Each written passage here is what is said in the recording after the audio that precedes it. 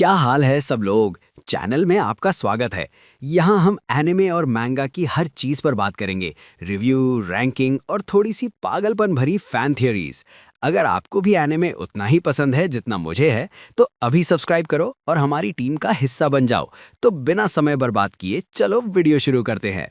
Party में मेरी girlfriend truth और डेयर हार गई और पनिशमेंट के तौर पर उसे अपनी लाइफ के सबसे बड़े रिग्रेट को कॉल करना था। उसने कॉल पर पूछा, अगर मैं अभी डिवोर्स ले लूं तो क्या तुम मुझे एक घर दोगे? जवाब आया, हाँ। ये सुनते ही पूरे कमरे में सन्नाटा छा गया। सबको लगा कि मैं गुस्से से पागल होकर टेबल पलट दूंगा, लेकिन इसके बजाय मैंने शांति से अपनी रिंग फिंगर से अंगूठी निकाल दी। मैंने कहा, हमारी अभी तक शादी नहीं हुई है, तो अभी ज्यादा देर नहीं हुई है, चलो ब्रेकअप कर लेते हैं, मैं उसके लिए रास्ता साफ कर देता हूँ। इतना कहकर अपनी गर्लफ्रेंड के कुछ भी बोलने से पहले ही मैं मुड़ा और वहां से चला गया। रास्ते में मैंने जिंदगी में अपने मॉम डैड को कॉल किया और कहा, मॉम डैड, मैं घर वापस आकर शादी करने के लिए तैयार हूँ। दूसरी तरफ से आवाज आई, बहुत बढ़िया शाओ फैन, आखिरकार तुमने सही फैसला ले ही लिया। तुम जैंग ग्रुप के इकलौते एयर हो। अगर तुमने इतने सालों तक बाहर रहकर एक्सपीरियंस लेने की जिद ना की होती तो तुम्हारी शादी कब की हो चुकी होती और तुम फैमिली बिजनेस संभाल रहे होते। मैंने और तुम्हारे डैड ने पहले ही तुम्हारे लिए एक लड़की ढूंढ ली है, बस तुम्हारी हाँ का इंतजार था। उनकी खुशी भरी आवाज सुनकर मुझे थोड़ा गिल्टी फील हुआ और मेरी आवाज अपने आप ही सॉफ्ट हो गई। मैंने कहा, आप लोग जैसा ठीक समझे मैं वैसा ही करूंगा। उन्होंने कहा, ठीक है, वेडिंग 19 जनवरी को फिक्स कर देते हैं, कैसा रहेगा? तुम वापस कब आ रहे हो? क्या तुम अपनी फियांसे से पहले मिलना चाहोगे? मैं जल्द ही तुम दोनों की मीटिंग अरेंज करवा देती हूँ। मॉम का इस तरह बिना रुके एक्साइटमेंट में लगातार बोलना सुनकर मेरे सर में दर्द होने लगा। मुझे कोई फर्क नहीं पड़ता था कि मैं किससे शादी कर रहा हूँ और ना ही मुझे इसमें कोई इंटरेस्ट था। इसलिए मैंने उनकी बात बीच में ही काटते हुए कहा, मैं बस जल्दी जैंग फैमिली में वापस आकर आपका काम हल्का करना चाहता हूँ। शादी तो बस एक बहाना है, मुझे उससे मिलने की कोई जरूरत नहीं है। आप लोग बस वेडिंग की तैयारी करो, मैं वेडिंग से ठीक एक दिन पहले आ जाऊंगा। मेरी बात खत्म ही हुई थी कि तभी बेडरूम का दरवाजा बाहर से खुला। आवाज सुनकर मैंने पीछे मुड़कर देखा तो बाई निंगबिंग माथे पर सिलवटें लिए अंदर आ रही थी। वेडिंग? कैसी वेडिंग? बाई निंगबिंग के चेहरे पर कंफ्यूजन देखकर मैंने शांति से कॉल कट कर दिया और एक बहाना बना दिया, मेरे एक दोस्त की शादी है और उसने मुझे बेस्ट मैन बनने के लिए कहा है। ये सुनकर बाई निंगबिंग के चेहरे के भाव थोड़े नॉर्मल हो गए और उसने आगे कोई सवाल नहीं किया। मैंने अपना फोन टेबल पर रखा और बाथरूम में चला गया। थोड़ी देर बाद शावर चलने की आवाज के साथ ही टेबल पर रखे मेरे फोन की घंटी बजने लगी। लगातार बज रही नोटिफिकेशन साउंड सुनकर मैं थोड़ा हिचकिचाया। जैसे ही मैंने स्क्रीन ऑन की, शेन हाउ यू नाम के कॉन्टैक्ट से एक मैसेज पॉपअप हुआ। उसमें लिखा था, क्या तुम्हें वो पुरानी बात याद है? कहीं तुम सच में जैंग फैन से शादी करने के बारे में तो नहीं सोच रही हो? ये सेंटेंस देखकर मेरे सीने में दर्द सा उठा। मेरे हाथ पल भर के लिए रुक गए और मैंने धीरे से ऊपर स्क्रॉल किया। तब मुझे बाई निंगबिंग का वो मैसेज दिखा जो उसने 10 मिनट पहले भेजा था। शेन हाउ यू, 33 दिन बाद तुम्हारा 28वां बर्थडे है। क्या तुम्हें याद है तुमने मुझसे क्या प्रॉमिस किया था? मैंने फोन वापस वहीं रख दिया और सोफा पर टिककर बैठ गया। मेरे दिमाग में पुरानी यादें घूमने लगी। 18 साल की उम्र में जब मेरी बुआ शादी करने विदेश से वापस आई तो मैं भी उनके साथ आ गया और यून यूनिवर्सिटी में एडमिशन ले लिया। अपनी यूनिवर्सिटी लाइफ को अच्छे से एंजॉय करने और अपनी सेफ्टी के लिए मैंने कभी किसी को अपनी असली आइडेंटिटी नहीं बताई। अपने फाइनल ईयर की फ्रेशर्स पार्टी में मैंने अपने रूममेट की मदद करने के लिए स्टेज पर जाकर एक गाना प्ले किया। जैसे ही मैं अपना इंस्ट्रूमेंट लेकर स्टेज से नीचे उतरा, मेरी नजर बाई निंगबिंग पर पड़ी। वो एक वाइट ड्रेस पहने, हाथों में फूलों का गुलदस्ता लिए दरवाजे पर मेरा इंतजार कर रही थी। उसकी आंखों में एक अजीब सी चमक थी। उसने मुझसे पूछा, क्या हम कॉन्टैक्ट नंबर एक्सचेंज कर सकते हैं? मैं हमेशा से अच्छी शक्ल वालों पर फिदा हो जाता था, इसलिए मैंने तुरंत हाँ कर दी। उसके बाद हम हर रोज बात करने, हम अक्सर यहाँ वहाँ टकरा जाते थे। हमारे मिलने के तीसरे महीने बाई निंगबिंग ने खुद मुझे प्रपोज की। वो मेरा पहला प्यार था, लव एट फर्स्ट साइट। मेरे पास मना करने का कोई कारण नहीं था और इस तरह हम एक साथ हो गए। 21 साल की उम्र से लेकर 28 साल की उम्र तक हम साथ रहे। इन 7 सालों में मेरी फैमिली हमेशा मुझे वापस आकर अरेंज मैरिज करने के लिए फोर्स करती। कई बार उन्हें मना करने के बाद मैंने बाई निंगबिंग के मन की बात जानने की कोशिश की, लेकिन जब भी मैं शादी का टॉपिक छेड़ता वो ऐसे बिहेव करती जैसे उसे सांप सूंघ गया हो और वो तुरंत बात पलट देती। शुरू में मुझे लगा कि शायद वो अभी शादी के लिए रेडी नहीं है, लेकिन जब ऐसा कई बार हुआ तो मुझे कुछ गड़बड़ लगने लगी। और फिर 15 दिन पहले एक पार्टी में शराब पीने के बाद दोस्तों की बातचीत से मुझे असली सच पता चला। दरअसल बाई निंगबिंग के दिल में हमेशा से उसका childhood friend Shane how you बसा था, लेकिन अफसोस प्यार सिर्फ एक तरफा था। शेन हाउ यू उसे सिर्फ एक दोस्त मानता था और बाई निंगबिंग ने मुझे इसलिए अप्रोच किया था क्योंकि हमारी पहली मुलाकात वाली रात शेन हाउ यू किसी और के साथ था और स्टेज पर इंस्ट्रूमेंट बजाते हुए मैं कुछ उसके प्यार की तरह लग रहा था। अपने दिल के दर्द को कम करने और शेन हाउ यू को जलाने के लिए उसने मुझे चुना था। उसके बाद के सालों में शेन हाउ यू ने दर्जनों लड़कियों को डेट। जब भी बाई निंगबिंग को उसके ब्रेकअप की खबर मिलती वो उसके पास वापस जाने का सोचती, लेकिन इससे पहले कि वो कुछ बोल पाती, शेन हाओयू को कोई नया टारगेट मिल जाता और उसका दर्द और बढ़ जाता। इसी तरह से गोल गोल घूमते हुए 7 साल बीत गए। हमारा ब्रेकअप नहीं हुआ था और बाई निंगमिंग ने भी कभी अपनी उम्मीद नहीं छोड़ी थी। वो बस शेन हाओयू के वापस आने का इंतजार कर रही थी। वो उस मजाक का इंतजार कर रही थी जो शेन हाओयू ने सालों पहले नशे में कहा था कि बिंगबिंग, जब मैं 28 साल का हो जाऊंगा और अगर तब तक हम दोनों की शादी नहीं हुई होगी तो क्यों ना हम दोनों एक साथ आ जाएं। इसलिए वो हर साल उससे यही सवाल पूछती थी और आखिरकार इस साल उसे शेन हाओयू के 28वें बर्थडे का इंतजार करने का मौका मिल ही गया। बाई निंगमिंग के फोन में चैट्स देखकर मुझे हंसी आ गई। 33 दिन बाद शेन हाओयू का 28वां बर्थडे था और यही वो दिन था जो मैंने उससे ब्रेकअप करके वापस घर जाकर शादी करने के लिए सिलेक्ट। बाई निंगमिंग को स्टडी रूम में जाते देख मैं भी उठा, लाइट्स ऑफ की और वापस बेड पर लेट गया। पता नहीं कितना टाइम बीत गया, उस अंधेरे कमरे में मुझे हल्की सी कदमों की आवाज सुनाई। एक चमकता हुआ फोन बेड के पास वाले टेबल पर रखा गया और कोई मेरे पीछे आकर लेट गया। फिर से कमरे में एक लंबा सन्नाटा छा गया जो सिर्फ उसके धीरे धीरे सांस लेने की आवाज से टूट रहा था। मैंने वापस अपनी आंखें खोली, अपना हाथ बढ़ाया और बाई निंगमिंग का फोन उठा लिया। मैंने फिर से वही चैट ओपन की। उसमें सिर्फ 4 नए वर्ड्स ऐड हुए थे, मैं तुम्हें कभी नहीं भूल सकती। ये बहुत ही सिंपल से वर्ड्स थे, लेकिन मैं इमेजिन कर सकता था कि इन्हें टाइप करते वक्त बाई निंगमिंग की हालत कैसी होगी। शायद वो अपने होठ चबा रही होगी, उसकी आंखें स्क्रीन पर टिकी होंगी। उसने बहुत सोच समझकर एक लंबा सा मैसेज टाइप किया होगा,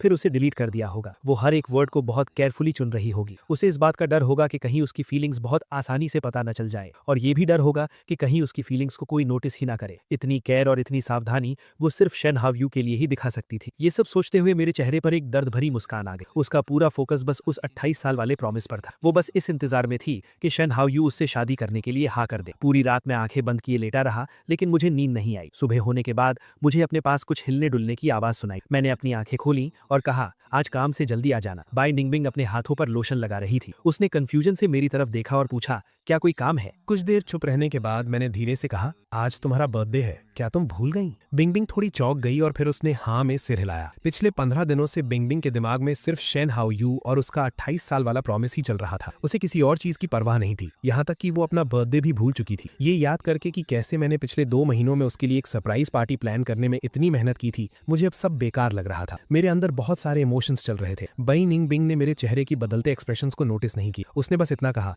इसे सिंपल ही रखना, इसे पहले की तरह ग्रैंड बनाने की जरूरत नहीं है। पिछले सालों में मैंने हमेशा उसे खुश करने के लिए उसकी बर्थडे पार्टी में अपनी पूरी जान लगा दी, लेकिन उसने कभी मेरी एफर्ट्स की कदर नहीं की थी। इसलिए उसकी ये बात सुनकर मेरी आवाज में एक अजीब सी हंसी थी। मैंने कहा, पार्टी की तैयारी हो चुकी है, सबने आने के लिए हाँ भी कर दी है, तो अब इसे कैंसिल नहीं किया जा सकता। इस पार्टी की तैयारी मैंने 3 महीने पहले ही शुरू कर दी थी। उस वक्त मुझे नहीं पता था कि उसके दिल में कोई और है। अगर मुझे पहले पता होता तो मैं ये पार्टी कभी ऑर्गेनाइज नहीं करता। मेरी बात सुनने के बाद बिंगबिंग ने कुछ नहीं कहा। वो अपना फोन लेकर बेडरूम से बाहर चली, लेकिन उसके मुड़ने से ठीक पहले मैंने उसके माथे पर शिकन देख ली। ऑफिस पहुंचने के बाद मैं सीधा मैनेजर के कैबिन में गया और अपना रेजिग्नेशन दे दिया। जब मैं बाहर आया तो मेरे हाथ में रेजिग्नेशन लेटर देखकर पूरे ऑफिस में हंगामा मच गया। शाओ फैन, क्या तुम जा रहे हो? तुमने अचानक से रिजाइन क्यों कर दिया? क्या तुमने कोई नई कंपनी ढूंढ ली है? तुम इतनी क्लियर कैसे हो? कहीं तुम वापस जाकर अपनी करोड़ों की फैमिली प्रॉपर्टी तो इनहेरिट नहीं करने वाले? सबकी फिक्र देखकर मैंने अपने हाथ का सामान नीचे रखा, धीरे से मुस्कुराया और कहा, मैं शादी करने जा रहा हूँ। मेरे कलीग्स ने समझदारी से सिर हिलाया। मेरा एक करीबी दोस्त चिन हाओ मेरे पास आया और पूछने लगा, फैन,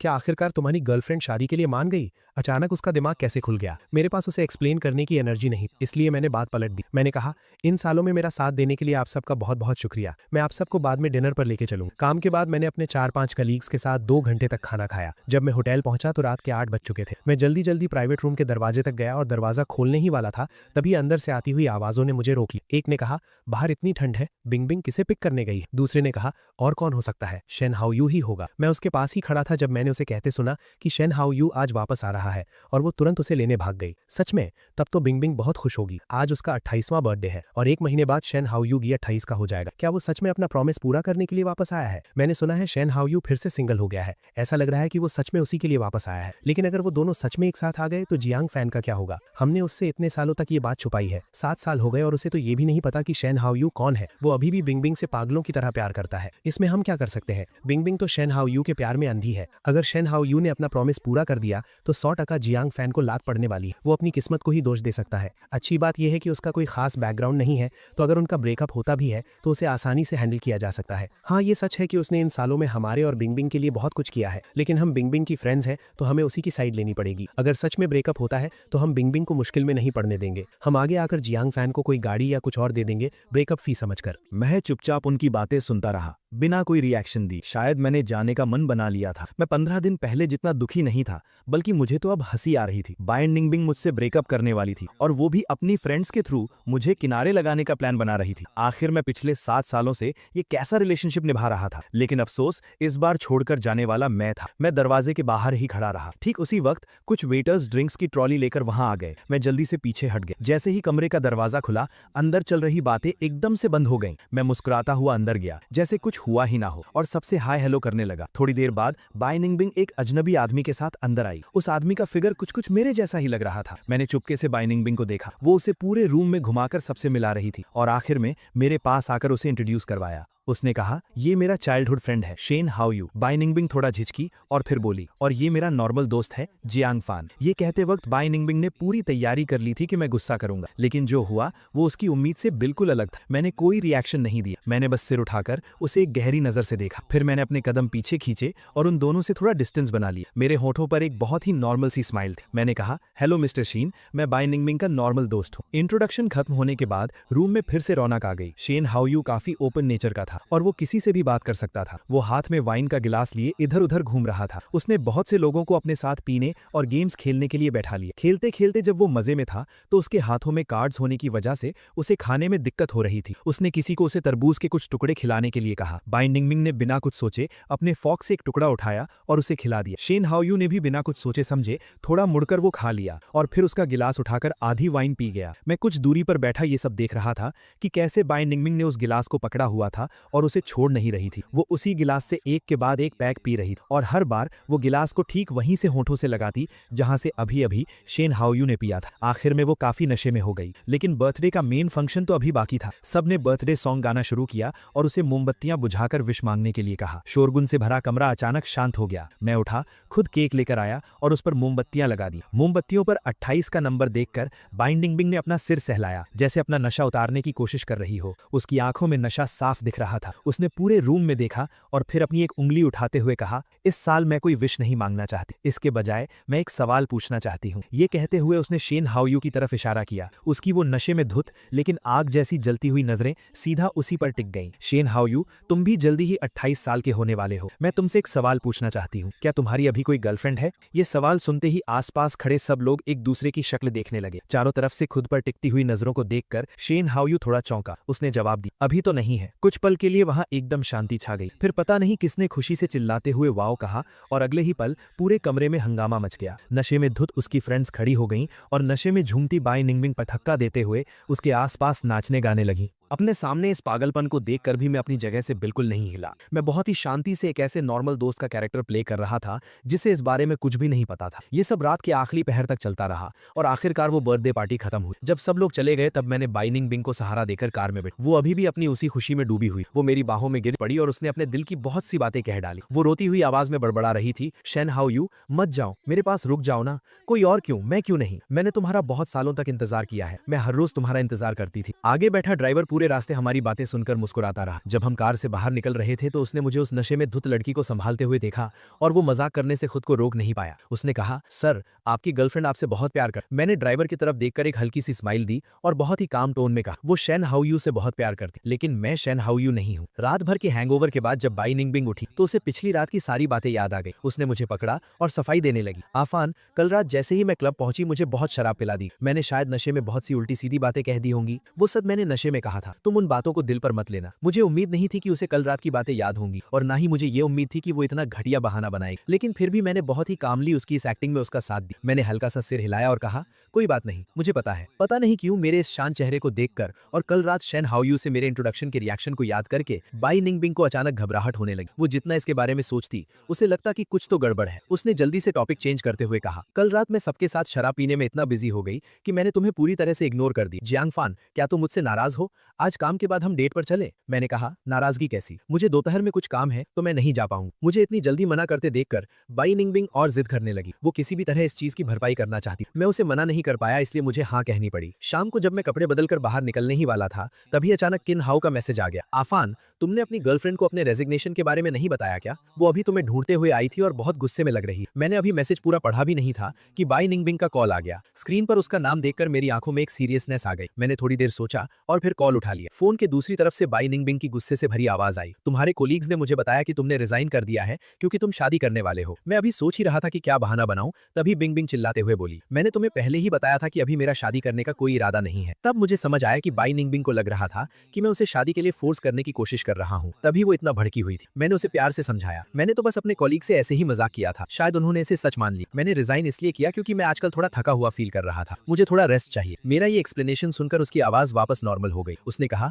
आगे से ऐसे मजाक मत किया करो। मैंने धीमी आवाज में हाँ कहा। फिर मैंने सुना बाई निंगबिंग पूछ रही थी कि मैं कहाँ हूँ और क्या उसे मेरे पास आना चाहिए। मैं उसे अपना एड्रेस बताने ही वाला था कि तभी मुझे फोन पर किसी के हंसने की बहुत ही हल्की सी आवाज सुनाई। वो आवाज बिल्कुल शैन हायू जैसी थी, जो हाँ मेरे होठों तक आ चुकी थी। वो पल भर में नहीं में बदल गई। उसने भी तुरंत कॉल कट कर दी। स्क्रीन को काला पड़ते देखकर मैं खुद पर हंसने लगा। अगर वो सच में मेरे पास आना चाहती तो इतनी जल्दी फोन क्यों काटती? वो तो बस ऐसे ही फॉर्मेलिटी के लिए पूछ रही थी और मैं बेवकूफ इसे सच मान बैठा। मैंने एक टैक्सी ली और उस रेस्टोरेंट पहुंच गया जहां हमारी बात हुई थी। मेरा नाम सुनते ही वेटर मुझे सीधा टॉप फ्लोर पर ले। जैसे ही मैंने प्राइवेट रूम का दरवाजा खोला, पूरी टेबल खाने से भरी हुई थी, लेकिन वहां कोई नहीं था। मेरे चेहरे पर कंफ्यूजन देखकर वेटर ने बहुत रिस्पेक्ट के साथ एक्सप्लेन किया, मिस बाई ने 10 मिनट पहले कॉल करके खाना ऑर्डर किया था। उन्होंने कहा है कि आप खाना शुरू कर दें, उन्हें कुछ अर्जेंट काम आ गया है तो उन्हें आने में थोड़ी देर हो जाएगी। वो फोन कॉल याद करके मेरे चेहरे पर एक समझदारी भरी मुस्कान आ गई। अर्जेंट काम का मतलब पक्का वो शैन हायू के पास गई होगी। सच कहूं तो ये कोई झूठ भी नहीं था।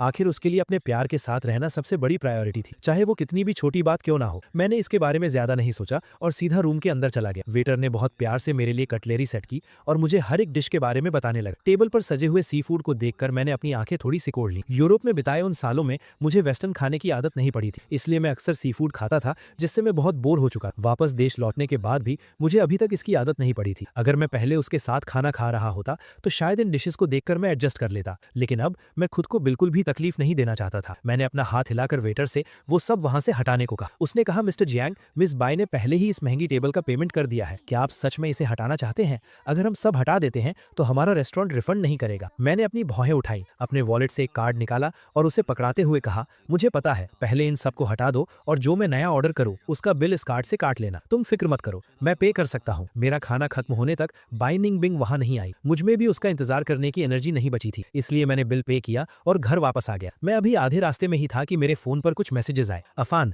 क्या तुम आज रात घर से बाहर कहीं और रह सकते हो? हायू अचानक वापस आ गया है और उसका पुराना घर अभी साफ नहीं हुआ है, इसलिए वो वहां नहीं रह सकता। वो ठंड से जम गया है और उसके पेट में भी दर्द हो रहा है। उसे देखभाल की जरूरत है, तो क्या मैं उसे एक रात के लिए हमारे घर ला सकती हूँ? एक तरफ उसे शैन हायू की केयर करनी थी और दूसरी तरफ उसे ये डर भी था कि कहीं उसे हमारे बारे में पता न चल जाए। हमारा रिलेशनशिप सच में कितना मजाकिया हो गया था। इस बार मैं बाई निंगबिंग के इस नाटक में उसका साथ देने के मूड में बिल्कुल नहीं था। मैंने सीधा उससे पूछा, क्या वो तुम्हारा दोस्त नहीं है? तो फिर हमें अपना रिलेशनशिप उससे क्यों छिपाना चाहिए और तुम इसे कब तक छिपाना चाहती हो? मैसेज भेजने के बहुत देर बाद उसका रिप्लाई आया। बाई निंगबिंग ने कोई सफाई नहीं दी, बस एक डेट लिखकर भेज दी, 18 जनवरी। अगर ये पहले की बात होती तो मुझे बिल्कुल समझ नहीं आता कि उसने ये डेट क्यों चुनी है, लेकिन अब मुझे पता था कि 18 तारीख को शैन हायू का बर्थडे है। अगर उस दिन शैन हायू अपना प्रॉमिस पूरा करता है और उसके साथ आ जाता है तो वो बिना कुछ सोचे मुझसे ब्रेकअप कर लेगी, और अगर उस दिन शैन हायू उसे मना कर देता है तो वो वापस आकर मुझसे शादी कर लेगी। वो सवाल पूछने के बहाने उसके दिल की बात जानना चाहती है। अगर वो मना कर दे तो उसे संभालने के लिए मैं उसका ऑफिशियल बॉयफ्रेंड तो हूं ही। फिर वो कह देगी कि ये सिर्फ एक मजाक था, चाहे उसे आगे बढ़ना हो या पीछे हटना हो, उसके पास हर चीज का परफेक्ट सोल्यूशन था। मुझे तो उसकी इस चालाकी पर दाद देनी चाहिए, लेकिन अफसोस, मैं अब उसकी लाइफ में और बैकअप प्लान बनकर नहीं रहना चाहता था। मैंने उसे कोई रिप्लाई नहीं, सीधा अपना फोन स्विच ऑफ कर दी और कैब वाले को एक होटल का एड्रेस बता दिया। सोने से पहले मैंने थोड़ी शराब पी और अगली दोपहर को ही मेरी आंख, मैं टाइम देखना चाहता था। जैसे ही मैंने फोन ऑन की, उसमें दर्जनों नए मैसेजेस आ गए। इनमें से ज्यादातर बाई निंगबिंग के थे और कुछ उसकी फ्रेंड्स के। उसमें लिखा था, तुम कहाँ हो? तुम कॉल क्यों नहीं उठा रहे, न ही मैसेजेस का रिप्लाई दे रहे? हमें डराओ मत, बिंग बिंग पागलों की तरह पूरी रात तुम्हें ढूंढती रही। इल्जामों से भरे इन मैसेजेस को देखकर मैं हंस पड़ा। क्या फोन स्विच ऑफ करके सो जाना डराना होता है? और वैसे भी उन सबको पता था कि बाई निंगबिंग सबसे ज्यादा प्यार शैन हायू से करती है। क्या उसे सच में मेरी कोई परवाह थी? मैं यही सोच रहा था कि तभी बाई निंगबिंग का कॉल आ गया। उसकी आवाज में गुस्सा साफ झलक रहा था। उसने कहा, आफान, हायू बस एक रात रुकने के लिए आया था, क्या तुम्हें इतना गुस्सा होने की जरूरत है? अगर तुम खुश नहीं थे तो अपना गुस्सा इस तरह तो नहीं निकालना चाहिए था। मुझमें उसे और एक्सप्लेन करने की हिम्मत नहीं थी, इसलिए मैंने बहाना बना दी। मैंने कहा, मैं गुस्सा नहीं हूँ, मेरे फोन की बैटरी डेड हो गई थी, इसलिए वो अपने आप स्विच ऑफ हो गया। अगर पहले की बात होती तो बाई निंगबिंग मेरी इस बात पर यकीन कर लेती, लेकिन आज पता नहीं क्यों उसे शक हो गया। उसने पूछा, पूछा, तो फिर ऐसा क्यों है कि मैं पहले तुमसे हमेशा कांटेक्ट कर पाती थी, सिर्फ कल रात ही तुम्हारा फोन स्विच ऑफ क्यों था? उसके इस सवाल ने मुझे चौंका दिया और मुझे पुरानी बातें याद आ गई। कुछ साल पहले एक रात बाई निंगमिंग के पेट में बहुत दर्द था। वो अपनी सेक्रेटरी को कॉल कर रही थी, लेकिन गलती से मुझे कॉल लगी। ये सुनकर मैं तुरंत उठा और उसके लिए दवा लेकर गया। पिछले साल जब वो बिजनेस ट्रिप पर विदेश गई थी तो वहाँ 7-8 घंटे का टाइम डिफरेंस। बाई निंगमिंग को यहाँ का टाइम याद नहीं रहा और उसने रात के 3-4 बजे मुझे एक डॉक्यूमेंट के लिए कॉल कर दी। मैंने अपनी नींद उड़ाई और उठकर कंप्यूटर पर उसके लिए वो डॉक्यूमेंट ढूंढा। 3 महीने पहले ही मेरा अपेंडिक्स का ऑपरेशन हुआ था। मैं बस ऑपरेशन थिएटर से बाहर ही आया था और एनेस्थीसिया का असर भी पूरी तरह से नहीं उतरा था। तभी उसका मैसेज आया कि उसे मिल्क टी पीनी है। मैंने एक नर्स से रिक्वेस्ट करके उसके लिए वो भिजवाई। ये सारी छोटी छोटी चीजें इस बात का सबूत थीं कि मैं उससे कितना प्यार करता था। लेकिन अफसोस, मैं चाहे कुछ भी कर लूं, वो कभी ये सब नहीं देख पाया। ये सब सोचकर मेरी आवाज में एक दर्द भरी मुस्कान आ गई जिसे मैं रोक नहीं पाया। मैंने कहा, मैं बस डरता था कि जब तुम्हें मेरी जरूरत हो तो मैं वहां ना रहूं, लेकिन कल तुम्हें मेरी कोई जरूरत नहीं। मेरी इस अजीब सी टोन को सुनकर बाई निंगबिंग अंदर ही अंदर चौंक गए। 7 साल के रिलेशनशिप में मैंने हमेशा उसकी बात मानी। हम दोनों में कभी लड़ाई नहीं। बहुत सी चीजें जो वो एक्सप्लेन नहीं करना चाहती थी, मैंने उनके लिए कभी उसे फोर्स नहीं की। अगर कभी मैं थोड़ा अपसेट भी होता तो थोड़ा सा मनाने पर मान जाता था। डेली लाइफ से लेकर डिनर्स और डेट्स तक मैंने हमेशा उसका ख्याल रखा था। अगर बाई निंगबिंग अपने दिल से पूछे तो उसे भी मानना पड़ेगा कि मैं एक परफेक्ट बॉयफ्रेंड। मेरे उस पुराने प्यार को याद करके उसकी आवाज थोड़ी नरम पड़ गई। उसने कहा, मुझे समझ आ गया, मैं तुम्हारे लिए बहुत परेशान, इसलिए मैं इतना भड़क गई। सॉरी आफान, तुम अभी कहाँ हो? मैं तुमसे मिलने आ रही। मैं इस वक्त उससे बिल्कुल नहीं मिलना चाहता था। मैंने बस इतना कहा, इसकी कोई जरूरत नहीं है, और मैं कैब लेकर घर आ गया। जैसे ही मैं घर पहुंचा,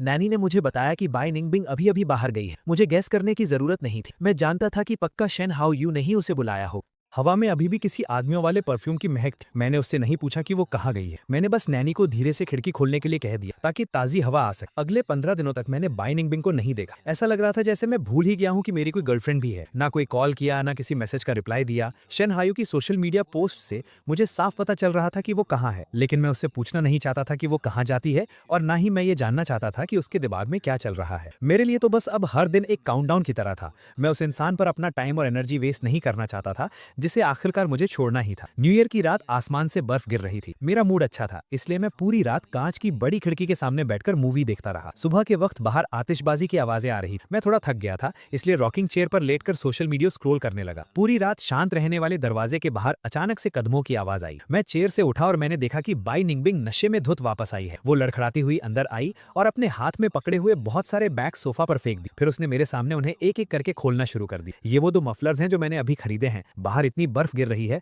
अ फैन, क्या तुम्हें ठंड लग रही है? अ फैन, ये रोलेक्स वॉच मैंने कुछ दिन पहले तुम्हारे न्यू ईयर गिफ्ट के लिए खरीदी थी। देखो, क्या तुम्हें ये पसंद आई? ये कहते हुए बाई निंगबिंग वो सारे गिफ्ट्स मेरे ऊपर डालने लगी। मुझे बहुत गर्मी लग रही थी, इसलिए मैंने वो मफलर उतार दिया। वो मेरा हाथ पकड़कर मुझसे माफी मांगने लगी। सॉरी, मैं इन दिनों बहुत बिजी थी, मेरे पास तुमसे मिलने आने का टाइम नहीं मिला। क्या तुम मुझसे फिर से नाराज हो? और पिछली बार मुझे तुम्हें ऐसे छोड़कर नहीं जाना चाहिए था जियांग फैन। क्या तुम मुझे माफ कर दोगे? आगे से हम सब कुछ ठीक रखेंगे। ये कहते हुए बाई निंगबिंग मेरे और करीब आ गई और मुझे किस करने की कोशिश करने लगी। मैं उसके शरीर से आ रही शराब की बदबू बर्दाश्त नहीं कर पा रहा था। मुझे ये भी समझ नहीं आ रहा था कि उसे अब क्या दौरा पड़ गया है। बहुत मुश्किल से मैंने उसे समझा बुझाकर बेडरूम में भेजा। उसके सो जाने के बाद मैंने लिविंग रूम में फैले हुए सारे बैग समेटे और अपना फोन उठाया। मेरी फीड पर एक के बाद एक कपल्स के प्यार भरे पोस्ट्स आ रहे थे, लेकिन मेरी नजर शेन हायो की पोस्ट पर टिक गई। उसने 9 फोटोज का एक ग्रिड पोस्ट किया था। वो सारी फोटोज बर्फबारी के बीच एक लड़की के साथ ली गई थी। उसका कैप्शन भी बहुत मजेदार था, सीजन की पहली बर्फबारी में एक सही और प्यार करने वाले इंसान से मुलाकात। इस पोस्ट को देखकर मेरे मन के सारी डाउट्स क्लियर हो गए। कोई हैरानी की बात नहीं कि बाई निंगबिंग अचानक नशे में धुत वापस आ गई थी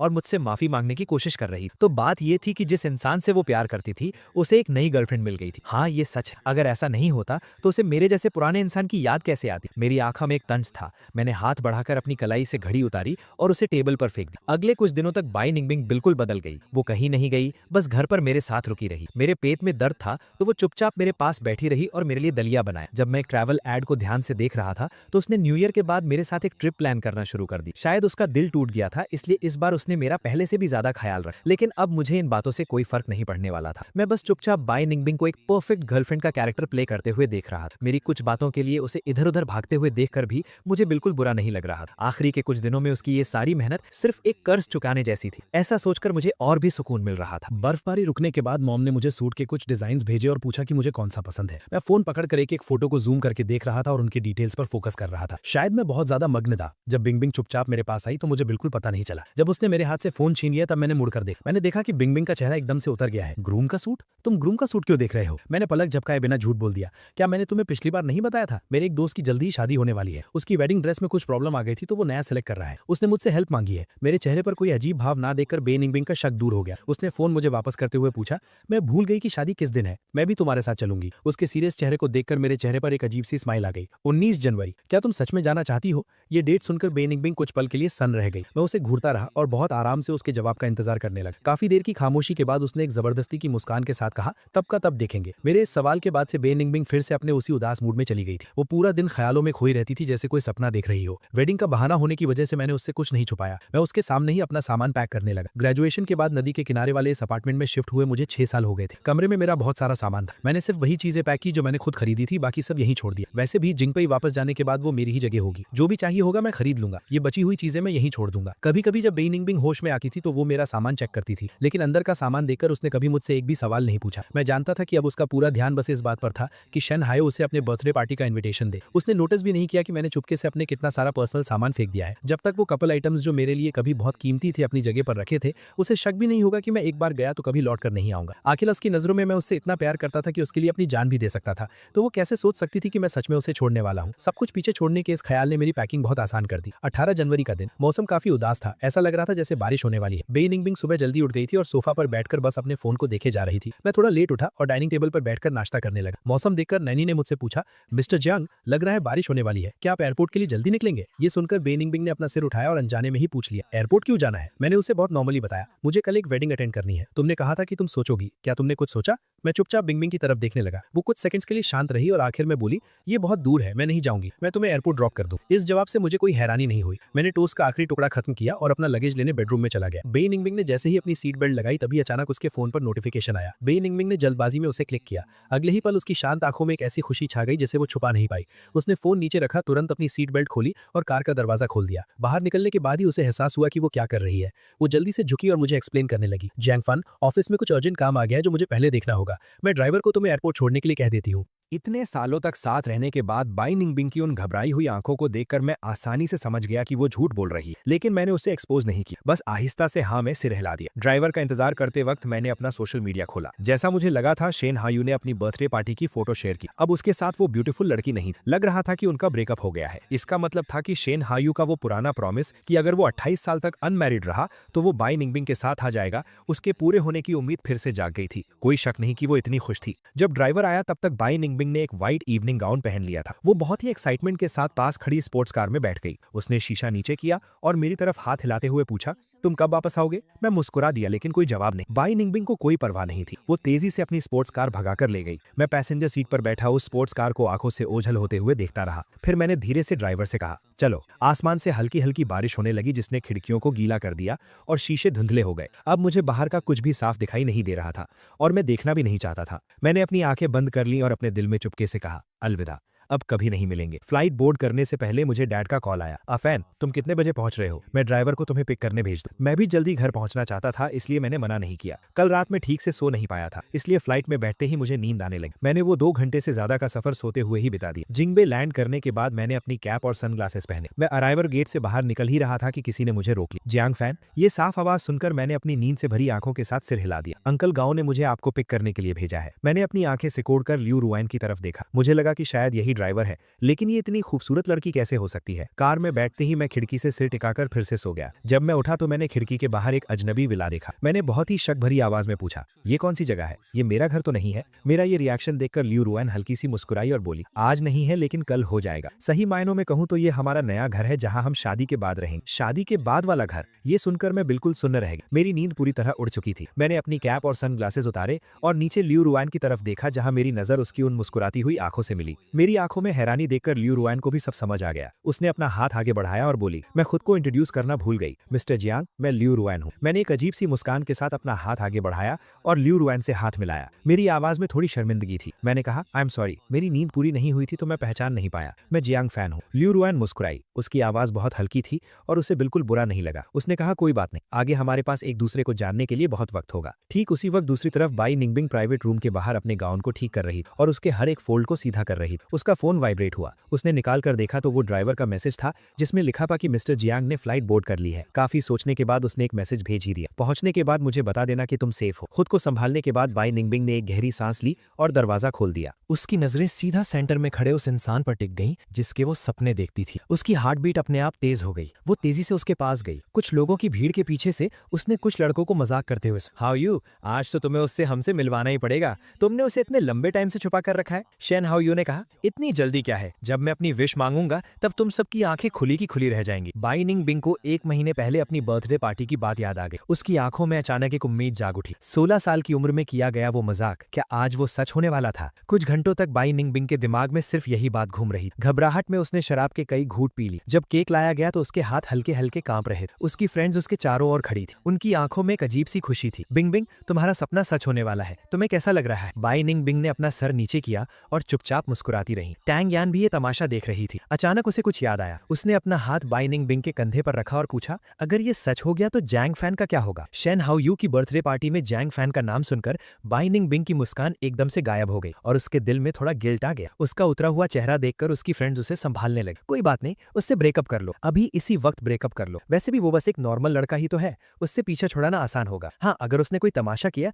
तो हम उसे हैंडल कर लेंगे। बिंग बिंग, तुम चिंता मत करो। उन सबके चढ़ाने पर बाई निंगबिंग ने अपना फोन निकाला और कुछ टाइप किया, लेकिन उसकी उंगली सेंड बटन पर जाकर रुक गई। उसे ऐसे हिचकिचाते हुए देखकर कुछ फ्रेंड्स बेताब हो उठे। उन्होंने उसका हाथ पकड़ा और बटन दबा दी। स्क्रीन पर लिखा था, पहुंच गए, मुझे बता दें, और उसके ठीक नीचे एक नया मैसेज चला गया, हम ब्रेकअप कर रहे हैं। दोनों मैसेजेस के बीच 3 घंटे का गैप था। टाइम के हिसाब से मेरी फ्लाइट लैंड कर चुकी होगी और मुझे जल्दी ही वो मैसेज मिल जाए। बाई निंगबिंग अभी भी यही सोच रही थी कि तभी उसकी फ्रेंड्स उसे सीधा पार्टी के सेंटर में ले गई। बर्थडे सॉन्ग के शोर और बाई निंगबिंग की बेताब उम्मीदों के बीच शेन हाउ यू ने अपने दोनों हाथ जोड़े और पूरे दिल से एक विश मांगी। उसने कहा, मैं उम्मीद करता हूँ कि 28 साल की उम्र में मेरे लिए सब कुछ अच्छा हो और मैं अगले साल रुक्शवे के साथ मिलकर विश मांग सकूं। अगले ही पल बाई निंगबिंग का मुस्कुराता हुआ चेहरा एकदम पीला पड़ गया। कमरे में खड़े बाकी सब लोग भी हैरान थे। सब पूछने लगे, रुक्शवे कौन है, हमें भी मिलवाओ। लोगों के ऐसे मजे लेने पर शेन हाउ यू का चेहरा खुशी से लाल हो गया। उसने कहा, वो मेरी नई गर्लफ्रेंड है। इतना बोलते ही बाहर से किसी ने दरवाजा खोला। एक बहुत ही खूबसूरत लड़की धीरे धीरे अंदर आई। उसने सबको देखकर मुस्कुराते हुए कहा,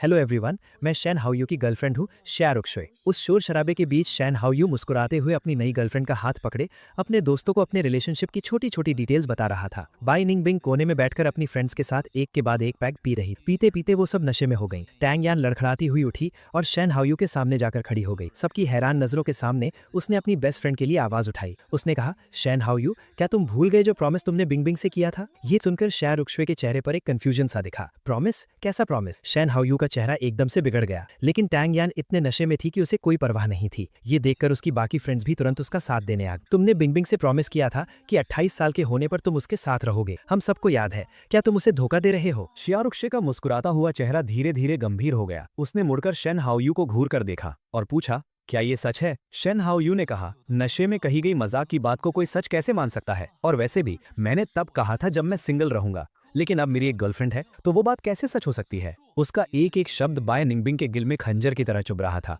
एक हाथ से अपने दर्द से भर चुके सीने को पकड़े और दूसरे हाथ से सोफा का सहारा लेते हुए वो खड़ी हुई। सबकी नजरों के सामने वो पागलों की तरह जोर जोर से हंसने लगी। हाँ, ये सच नहीं हो सकता, तुम्हारी एक गर्लफ्रेंड है और मेरा भी एक बॉयफ्रेंड है, सब मजाक था, बस एक मजाक। उसकी इन बातों से शेया रुक्शवे के चेहरे पर वापस मुस्कान आ गई। उसने हाँ में सिर हिलाया। उसने शेन हाउ यू का हाथ पकड़ा और बाय निंगबिंग के सामने चली गई। उसके चेहरे पर ऐसा एक्सप्रेशन था जैसे कुछ हुआ ही ना हो। उसने कहा, तो ये बस एक मिसअंडरस्टैंडिंग थी, मैंने बहुत सुना है कि बॉस बाई का एक बॉयफ्रेंड है, तुम आज उसे यहाँ क्यों नहीं लाई? बाय निंगबिंग का दिमाग बिल्कुल सुन्न हो चुका था, लेकिन फिर भी उसने एक जबरदस्ती की मुस्कान के साथ शेया रुक्शवे की आंखों में देखा। उसने कहा, वो एक वेडिंग अटेंड करने वापस गया है, उसके पास टाइम नहीं था। ये सुनकर शेया रुक्शवे ने समझदारी से सिर हिलाते हुए कहा, अच्छा। पास खड़े शेन हाउ यू की आंखों में एकदम से एक चिड़चिड़ाहट दिखी। उसकी आवाज में बिल्कुल भी भरोसा नहीं था। बॉयफ्रेंड? कौन? मैं इतने टाइम से वापस आया हूँ, तुमने मुझे कभी क्यों नहीं बताया? शेन हाउ यू का चेहरा देखकर बाय निंगबिंग के मुंह से एक भी शब्द नहीं निकला। टैंग यान जल्दी से आगे आई और उसने बाय निंगबिंग को सहारा दिया। उसने शेन हाउ यू की तरफ बहुत गुस्से से देखा।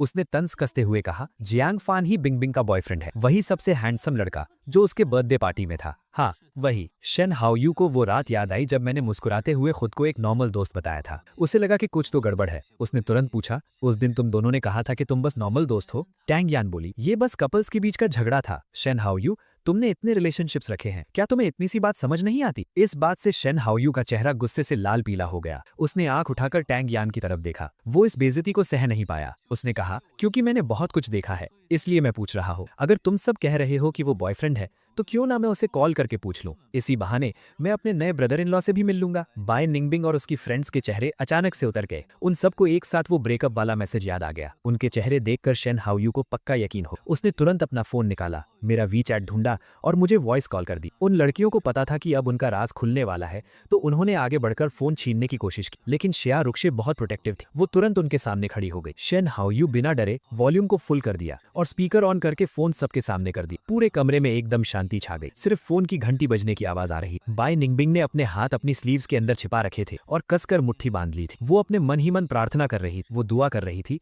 कि मैं ये कॉल ना उठाऊं। वो दुआ कर रही थी कि मैंने अभी तक वो मैसेज न देखा हो। पूरे 1 मिनट तक बजती घंटी के दौरान बाय निंगबिंग को लगा जैसे उसका दिल सीने से बाहर आ जाएगा। जब कॉल कटने ही वाली थी और सब बोर होने लगे थे, तभी कॉल उठ गई। मैंने कहा, मिस्टर शेन, क्या कोई काम है? बाय निंगबिंग का चेहरा अचानक से सफेद पड़ गया। उसके बिल्कुल ऑपोजिट शेन हाओयू के चेहरे पर एक अजीब सी स्माइल थी। उसने कहा, कुछ खास नहीं, बस आज मेरा बर्थडे है और मैंने सुना है कि तुम बिंगबिंग के बॉयफ्रेंड हो, तो मैंने सोचा तुम्हें भी पार्टी में इनवाइट कर लूं। फोन पर कुछ सेकंड्स के लिए सन्नाटा छा गया। बाय निंगबिंग इतनी नर्वस थी कि उसकी सांसें अटक गई थी। मैंने कहा, आई एम सॉरी, मैं अभी जिंगबे में हूँ, तो शायद मैं नहीं आ पाऊंगा। मेरी नॉर्मल आवाज सुनकर बाय निंगबिंग को लगा कि शायद मैंने अभी तक वो मैसेज नहीं देखा। उसे थोड़ी राहत मिली, लेकिन मेरी बात अभी खत्म नहीं हुई थी। मैंने एक गहरी सांस ली और मुस्कुराते हुए कहा, वैसे मेरा और बाय निंगबिंग का ब्रेकअप हो चुका है। मिस्टर शेन, आप कुछ गलत मत समझना। शेन हाओयू थोड़ा हैरान हुआ, लेकिन अंदर से वो मजे ले रहा था। ब्रेकअप कब हुआ? मैंने कहा, बस थोड़ी देर पहले, शायद 10 मिनट पहले ही मुझे उसका ब्रेकअप मैसेज मिला है। आसपास तमाशा देख रहे सब लोगों के चेहरों पर एक अजीब सा एक्सप्रेशन था, जैसे वो हंसना चाहते थे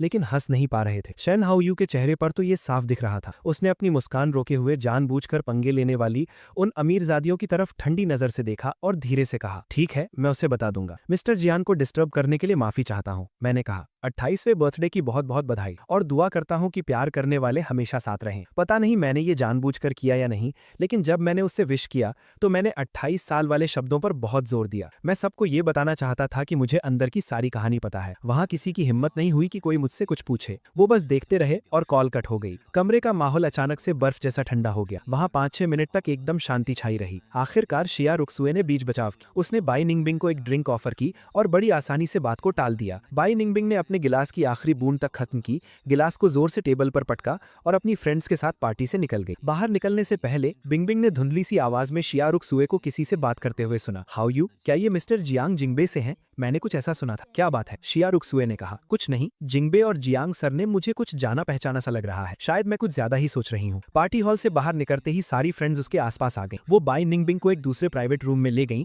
और एक साथ उसे समझाने लगी, बिंग, शेन हाओयू जैसे इंसान से शादी ना करना ही तुम्हारे लिए अच्छा है। पिछले 7 सालों में उसने जितनी लड़कियों को डेट किया है, अगर तुम उससे शादी करती तो पता नहीं आगे क्या होता। ऐसे इंसान से शादी करना खतरे से खाली नहीं है जो हर किसी से प्यार करने का नाटक करता है। तुम्हारा ए फैन के साथ रहना ही ठीक है। हाँ, ए फैन के इस मामले में शेन हाओयू से कम है। वो आज पक्का गुस्से में होगा, इसलिए उसने ऐसा कह दिया। बिंग, तुम वापस जाकर उसे प्यार से समझाना और उसे सब सच सच बता देना। वो तुमसे इतना प्यार करता है, वो पक्का तुम्हारी बात समझ जाएगा। अपनी फ्रेंड्स की इन बातों से बाय निंगबिंग का उदास मन थोड़ा शांत हुआ। उसने अपना फोन निकाला, मेरा नंबर ढूंढा और बहुत सोच विचार करके एक मैसेज टाइप किया, ए फैन, मैं अभी सबके साथ एक गेम खेल रही थी और मैं हार गई। पनिशमेंट ये था कि मुझे अपने बॉयफ्रेंड को ब्रेकअप का मैसेज भेजना था और फिर किसी से कॉल करवाकर तुम्हारा रिएक्शन देखना था। तुम इसे सच मत मानना। तुम्हें जिंगबे पहुंचे हुए कितना टाइम हो गया? क्या तुम होटल पहुंच गए या तुम वेडिंग वेन्यू सेटअप करने में बिजी हो? तुम कल वापस आओगे या परसों? मैं तुम्हें पिक करने आ जाऊंगी, ठीक है? मैसेज भेजे हुए बहुत देर हो गई थी, लेकिन मेरा कोई रिप्लाई नहीं आया। बाय निंगबिंग स्क्रीन को घूरे जा रही और उसका दिल घबराहट से धड़क रहा था।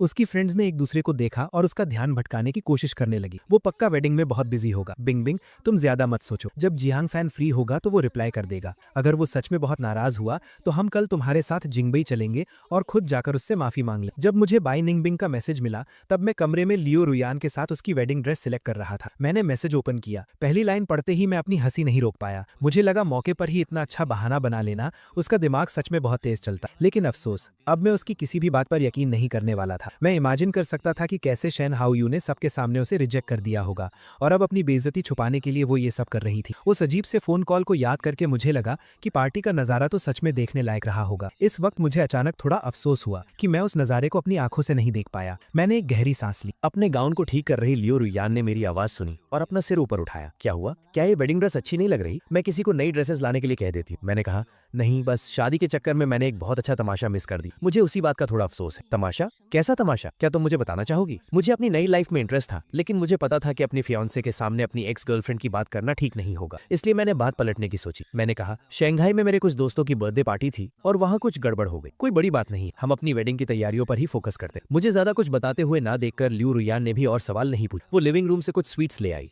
क्या तुम थोड़ा हंग्री फील कर रही हो? पहले थोड़ा खाकर पेट भर लो, बाद में फ्री होने पर मैं तुम्हें बाहर खाने ले चलूंगा। तुम क्या खाना चाहती हो? मुझे सच में थोड़ी भूख लग रही थी। मैंने लियू रुयान से पूछा कि वो क्या खाना चाहती है और सब कुछ नोट कर लिया। फिर मैं बाहर गया और ऑर्डर प्लेस करते हुए गहरी सोच में डूब गया। जो इन्फॉर्मेशन मुझे अभी मिली थी उसके हिसाब से लियू रुयान जिंगबे की लियू ग्रुप की तीसरी बेटी और मुझसे 2 साल छोटी है। उसकी एक बड़ी बहन है जो उससे 2 साल बड़ी है और सबसे बड़ी बहन उससे 5 साल बड़ी है। वो इस समय लियू ग्रुप की वाइस प्रेसिडेंट है और लियू रुयान उसी के हाथों बड़ी हुई है, इसीलिए उसका कैरेक्टर बहुत अच्छा है। पिछले कुछ सालों में जियांग और लियू फैमिली का मिलना जुलना काफी बढ़ गया था और जियांग फैमिली ने बहुत छानबीन करने के बाद ही मैरिज अलायंस का प्रपोजल रखा था। मेरी मॉम के अनुसार लियू रुयान ने मेरी फोटो को बस एक बार देखा और हाँ कर दी। ऐसा लग रहा था कि वो मुझसे काफी सेटिस्फाइड थी। मैं इस बात से बिल्कुल अग्री नहीं करता था।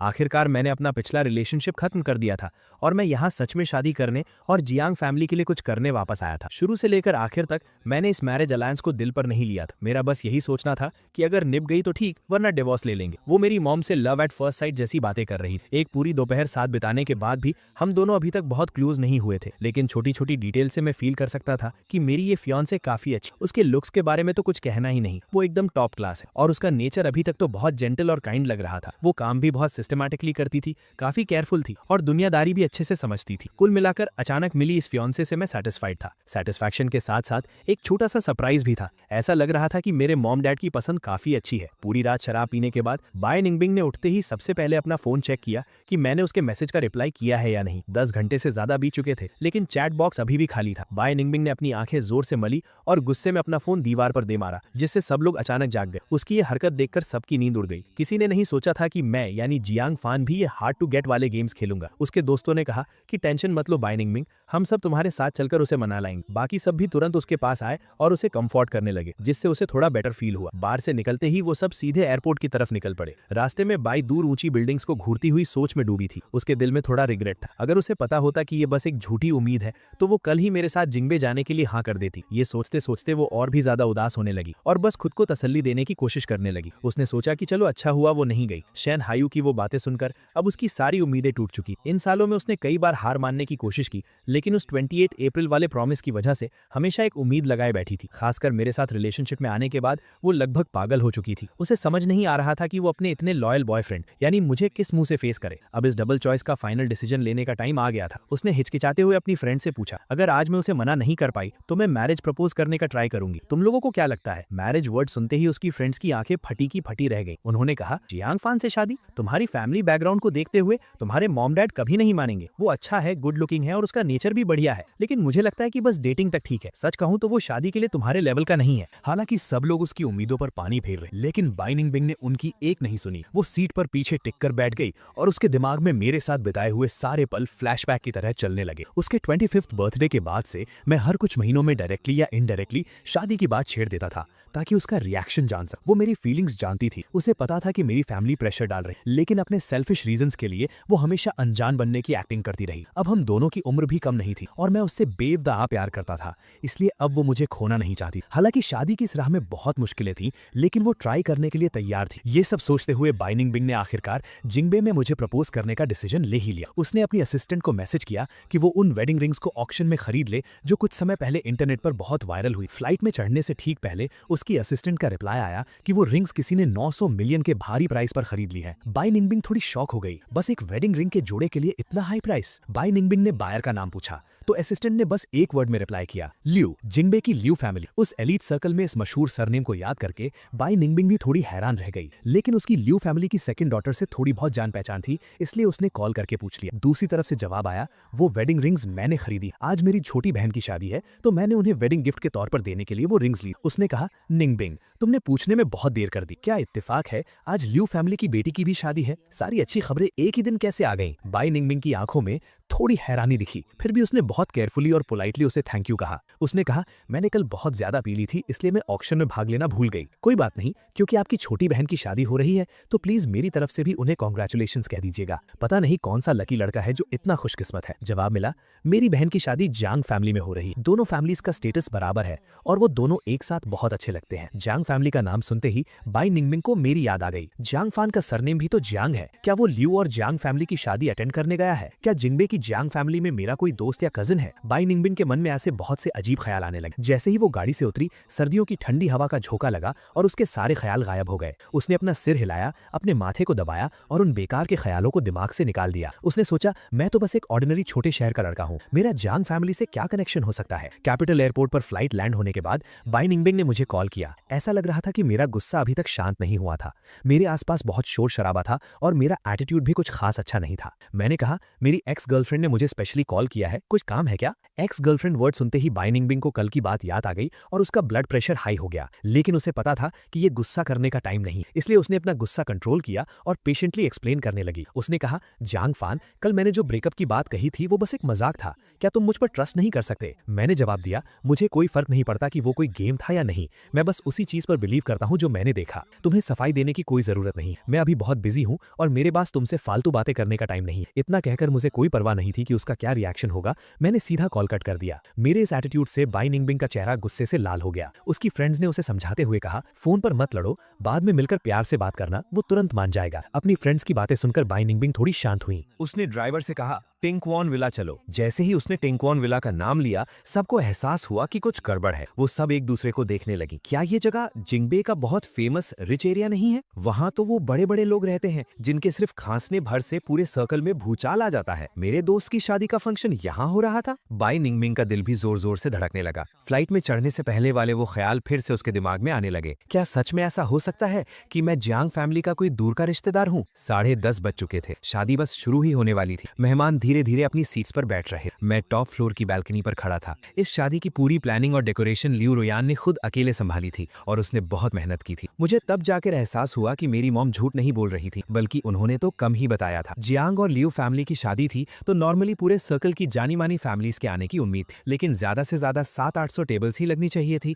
तो फिर इतने बड़े वेन्यू की क्या जरूरत थी? हालांकि धूप खिली हुई थी, लेकिन सर्दियों का मौसम था तो बाहर अभी भी थोड़ी ठंड थी। गेस्ट्स के कंफर्ट के लिए चारों तरफ अनगिनत एसीज लगवाए गए थे। यूरोप से एयर फ्रेट करके लाए गए फ्रेश फ्लावर्स से स्टेज को डेकोरेट किया गया था और जो रिटर्न गिफ्ट्स दिए जा रहे थे वो प्योर गोल्ड से बने हुए लॉक्स थे जो हर एक गेस्ट को दिए जा रहे थे। इस तरह के ग्रैंड और लैविश सेटअप को देखकर बचपन से फॉरेन में पले बढ़े मेरे जैसे इंसान को भी थोड़ा अजीब लग रहा था। मैंने हवा से उड़े अपने बालों को सेट किया और बस कुछ कहने ही वाला था कि लियू रुयान मेरे पास आ गई। उसने कहा, बाहर ठंड है, चलो अंदर चलते हैं। मैंने हाँ में सिर हिलाया और उसके पीछे रूम में चला गया। लियू रुयान ने मुझे गर्म कॉफी का कप ला कर दिया। उसने कहा, अभी किसी का कॉल आया था कि वो जिंगबे पहुंच गए हैं और शादी का वेन्यू पूछ रहे हैं। क्या वो तुम्हारे दोस्त हैं? क्या हमें किसी को उन्हें गेट से रिसीव करने के लिए भेजना चाहिए? मैंने तुरंत अपना फोन उठाया और कॉल हिस्ट्री चेक। टैंग यान का नाम देखते ही मेरे चेहरे के एक्सप्रेशंस अचानक से अजीब हो गए। मैंने सोचा, टैंग यान का कॉल? तो वो जिंगबे आ गए हैं। मेरे होठों पर एक अजीब सी स्माइल आ गई। मैंने कहा, उन्हें रिसीव करने की कोई जरूरत नहीं, वो खुद ही अंदर आ जाएंगे। और हाँ,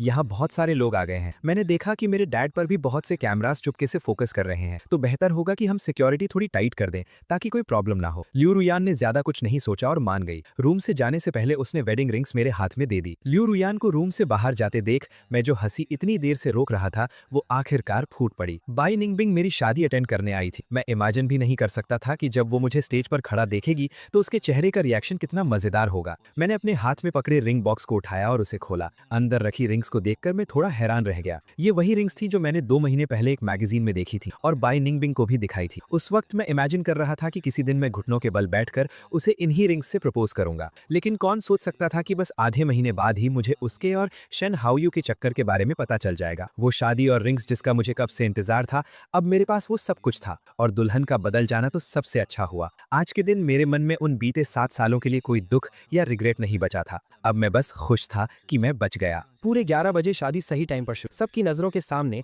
लियो रुयान के फादर अपनी बेटी का हाथ थामे धीरे धीरे हॉल में आए और उसे मेरे पास ला खड़ा किया। शुरुआत की रस्में पूरी होने के बाद जल्दी ही रिंग्स एक्सचेंज करने का टाइम आ गया। लियो रुयान ने वेडिंग रिंग उठाई और बस मुझे पहनाने ही वाली थी कि अचानक स्टेज के नीचे से कुछ शोर मचने लगा। मैंने आवाज की तरफ देखा और एक ही नजर में मैंने बाई निंगबिंग को देख ली। वो पागलों की तरह अपने आगे खड़े लोगों को धक्का दे रही थी और उसकी आंखें सीधे स्टेज पर टिकी थी। उसकी फ्रेंड्स भी उसके पीछे पीछे आगे बढ़ रही थी और वो सब जोर जोर से मेरा नाम चिल्ला रही थी। इस अचानक हुए तमाशे ने सारे गेस्ट्स का अटेंशन खींच। सबकी नजरें स्टेज और नीचे खड़े लोगों के बीच घूमने लगी। चारों तरफ से आ रही अजीब नजरों के बीच भी मैं एकदम शांत। मैंने अपना सिर घुमाकर लियो रुयान की तरफ देखा। उसके चेहरे पर गुस्सा और कंफ्यूजन देखकर मैंने तुरंत धीमी आवाज में लियो रुयान को एक्सप्लेन किया, सॉरी, ये हुशांग से आए मेरे दोस्त हैं। क्या हम थोड़ी देर के लिए शादी रोक सकते हैं? मुझे बस कुछ मिनट दो ताकि मैं जाकर उन्हें समझा सकूं। लियो रुयान ने झिझकते हुए सिर हिलाकर हाँ कह दी। मैंने हाथ से इशारा करके सारे स्टाफ को रुकने के लिए कहा। सिक्योरिटी गार्ड्स ने उन हंगामा करने वालों को पकड़ लिया था और बस उन्हें बाहर खींचकर ले जाने ही वाले थे कि मुझे हाथ का इशारा करते देख वो रुक गए। शुरू से लेकर आखिर तक बाई निंगमिंग की नजरें मुझ पर ही टिकी थी। एक पल के लिए भी नहीं हट। उसने मुझे ग्रूम की ड्रेस पहने एकदम शांत और रिलैक्स्ड होकर अपने सामने खड़े देखा। वो अपना गुस्सा और कंट्रोल नहीं कर पाई और चिल्लाकर बोली, तुमने तो कहा था कि तुम अपने दोस्त की शादी अटेंड करने आए हो, क्या वो दोस्त तुम खुद ही हो? मेरी हंसी छूट नहीं वाली। मैंने कहा, जनरली जब कोई कहता है मेरा एक दोस्त है तो क्या वो खुद के बारे में ही बात नहीं कर रहा होता? मेरी ये बात सुनकर बाई निंगमिंग गुस्से से पागल हो गई। उसने अपनी आंखें बंद की और जब दोबारा खोली तो उसकी आंखों में आग जल रही। उसने कहा, क्या इसी वजह से तुमने मेरी पीठ पीछे शादी कर ली? मैंने जवाब दिया, पीठ पीछे का क्या मतलब है? जैंग और लियू फैमिली की न्यूज इंटरनेट पर 1 महीने से ज्यादा से छाई हुई है। बाई निंगमिंग, क्या तुम इंटरनेट यूज नहीं करती? जैंग और लियू, ये नाम सुनकर बाई निंगमिंग को अचानक कुछ याद आया। उसने तुरंत अपना सिर घुमाकर मेरे पास खड़ी दुल्हन लियू रुयान को देखा। उसका चेहरा अपनी दूसरी बहन लियू युनशिंग से काफी मिलता जुलता था। बाई निंगमिंग ने उसे एक नजर में ही पहचान लिया। उसकी आंखें फटी की फटी रह गईं, उसके होठ कांपने लगे और उसके पूरे चेहरे पर शौक साफ दिखाई दे रहा था। लियू रुयान जिससे शादी कर रही है वो जैंग फैन है, तो फिर जैंग फैन असल में है कौन? उसके पीछे खड़ी टैंग यान और बाकियों को भी ये बात समझ में आ गई। उन्होंने पूरी तरह शौक होते हुए चिल्लाकर कहा, जैंग फैन, तुम जिंगबेई के जैंग फैमिली से हो? मैं चुपचाप उन्हें देखता रहा और बहुत पेशेंस के साथ खुद का इंट्रोडक्शन देने लगा। अगर एग्जैक्टली कहूं तो मैं जिंगबेई के जैंग ग्रुप का नेक्स्ट एयर हूं। जैंग शूलिन और ये सियेंग का इकलौता बेटा और लियू रुयान का फियांसे हूं। क्या आप लोगों को मेरी आइडेंटिटी को लेकर अभी भी कोई डाउट है? इतने सारे बड़े टाइटल्स सुनकर वो 6 की 6 बिल्कुल शांत हो गई। हुशांग में ये अमीर लड़कियां बेशक कुछ भी कर सकती थी, लेकिन ये जिंगबेई था, कंट्री का कैपिटल। उनके फैमिली स्टेटस और बैकग्राउंड की जैंग और लियू फैमिली के सामने कोई औकात नहीं। पता नहीं कितनी देर की शांति के बाद बाई निंगमिंग ने रुंधी हुई आवाज में एक ऐसा सवाल पूछा जो उसके लिए बहुत इंपॉर्टेंट। उसने कहा, तुमने मुझे पहले कभी ये सब क्यों नहीं बताया? मैंने जवाब दिया, क्या तुमने भी मुझसे बहुत कुछ नहीं छुपाया था, जैसे कि वो 28 बर्थडे वाला प्रॉमिस? मेरे इन 2 सेंटेंसेस से बाई निंगमिंग का चेहरा बिल्कुल पीला पड़ गया। वो फिर से तड़पने लगी। वो बेचैनी से मुझे एक्सप्लेन करने लगी। मैं इस बारे में सब कुछ एक्सप्लेन कर सकती हूँ जैंग फैन। मैं कभी शेन हाओयू को भुला नहीं पाई थी, लेकिन इन 7 सालों में उसकी बात अभी बीच में ही थी कि लियू रुयान जो अब तक चुपचाप सब कुछ देख रही थी, उसने उसकी बात बीच में काट दी। उसने सिक्योरिटी गार्ड से कहा, इन्हें यहाँ से ले जाओ। लियू रुयान ने मेरा हाथ पकड़ा और बहुत प्यार से मुझसे कहा, अभी इन सब चीजों को हैंडल करने का सही टाइम नहीं है जैंग फैन। जब शादी खत्म हो जाएगी तो हम तुम्हारे दोस्तों को अकेले में डिनर पे इन्वाइट कर लेंगे। गेस्ट्स को और इंतजार मत कराओ। मैंने नहीं सोचा था कि लियू रुयान इतने क्रूशियल मोमेंट पर इतना बोल्ड डिसीजन लेगी। हालांकि मैंने हाँ में सिर हिला दिया, लेकिन मेरे मन में अभी भी बहुत से डाउट्स थे। पर अभी उन सवालों के जवाब ढूंढने का सही टाइम नहीं था। लियू रुयान ने मेरा हाथ पकड़ा और हम दोनों वापस स्टेज के सेंटर में आ गए और एक बार फिर पियानो की हल्की धुन बजने लगी। पूरे हॉल की तालियों और बधाइयों के बीच हम दोनों ने रिंग एक्सचेंज करने की रस्म पूरी की। जैसे ही बुके हवा में उछाला गया, ऊपर से बहुत सारे फूल, पंख और रिबन्स गिरने लगे। दोपहर की तेज धूप लियू रुयान पर पड़ रही थी, जिससे उसका खूबसूरत चेहरा और भी चमक रहा था। मैंने मुड़कर दोबारा पीछे नहीं देखा और अपने फ्यूचर और कल की तरफ कदम बढ़ा दिए। इस ग्रैंड वेडिंग के खत्म होने के बाद मैं काफी थक गया था। दिन में जो कुछ भी हुआ था उसे याद करते हुए मुझे लगा कि अब टाइम आ गया है कि मैं लियू रुयान से खुलकर बात करूं। मैंने उससे पूछा, आज जो कुछ भी हुआ, क्या तुम मुझसे कुछ पूछना चाहती हो? लियू रुयान जो अपना चेहरा साफ कर रही थी, उसके हाथ अचानक रुक गए और उसने मेरी तरफ ध्यान से देखा। उसने कहा, अगर तुम बताना चाहते हो तो मेरे पास पूछने के लिए बहुत कुछ है, लेकिन अगर तुम नहीं बताना चाहते तो मैं कुछ नहीं पूछूंगी। उसका ये बैलेंस्ड और जेंटल एटीट्यूड देखकर मैं थोड़ा हैरान रह गया। मुझे पहली बार लगा कि जैसे मैंने किसी बहुत ही खास इंसान से शादी कर ली है। मैंने पूछा, क्या तुम क्यूरियस नहीं हो कि मेरा उनके साथ आखिर क्या कनेक्शन है? क्या तुम्हें टेंशन नहीं है कि आज जो कुछ हुआ उसके पीछे कोई बड़ा ड्रामा हो सकता है? लियू रुयान पास ही रखी एक सॉफ्ट चेयर पर बैठ गई। उसकी आंखों में एक अजीब सा सुकून था। उसने कहा, क्यूरियोसिटी और टेंशन दोनों है, लेकिन वो सब इम्पोर्टेंट नहीं है। इम्पोर्टेंट ये है कि हमारी शादी बिना किसी प्रॉब्लम के पूरी हो गई और तुम मेरे हस्बैंड बन गए हो। अब हम एक साथ आने वाले कल की तरफ कदम बढ़ाएंगे। जहां तक पास्ट की बात है, अगर तुम शेयर करना चाहते हो तो मुझे खुशी होगी, और अगर तुम नहीं बताना चाहते तो मैं समझ सकती हूँ। सब कुछ बीत चुका है, तो फिर उन चीजों के पीछे क्यों भागना जिन्हें बदला नहीं जा सकता। एक पल के लिए मुझे लोगों के बीच का अंतर महसूस हुआ और लियू रोयान के बारे में मेरी सोच एक बार फिर से बदल गई। उसकी इन बातों से इंप्रेस होकर मैं भी अब कुछ छुपाना नहीं चाहता था, तो मैंने फैसला किया कि मैं सब कुछ साफ साफ बता दूंगा। मैंने कहा, शादी में जो लोग आए थे वो मेरी एक्स गर्लफ्रेंड और उसकी फ्रेंड्स थी। हम 7 साल तक रिलेशनशिप में थे और मैं उससे शादी करना चाहता था, लेकिन वो हमेशा दिल ही दिल में किसी और को पसंद करती थी। जब मुझे ये पता चला तो मैंने ब्रेकअप कर ली और जिंगबे वापस आ गया। उसी वक्त मेरे मॉम डैड भी शादी के लिए प्रेशर डाल रहे थे,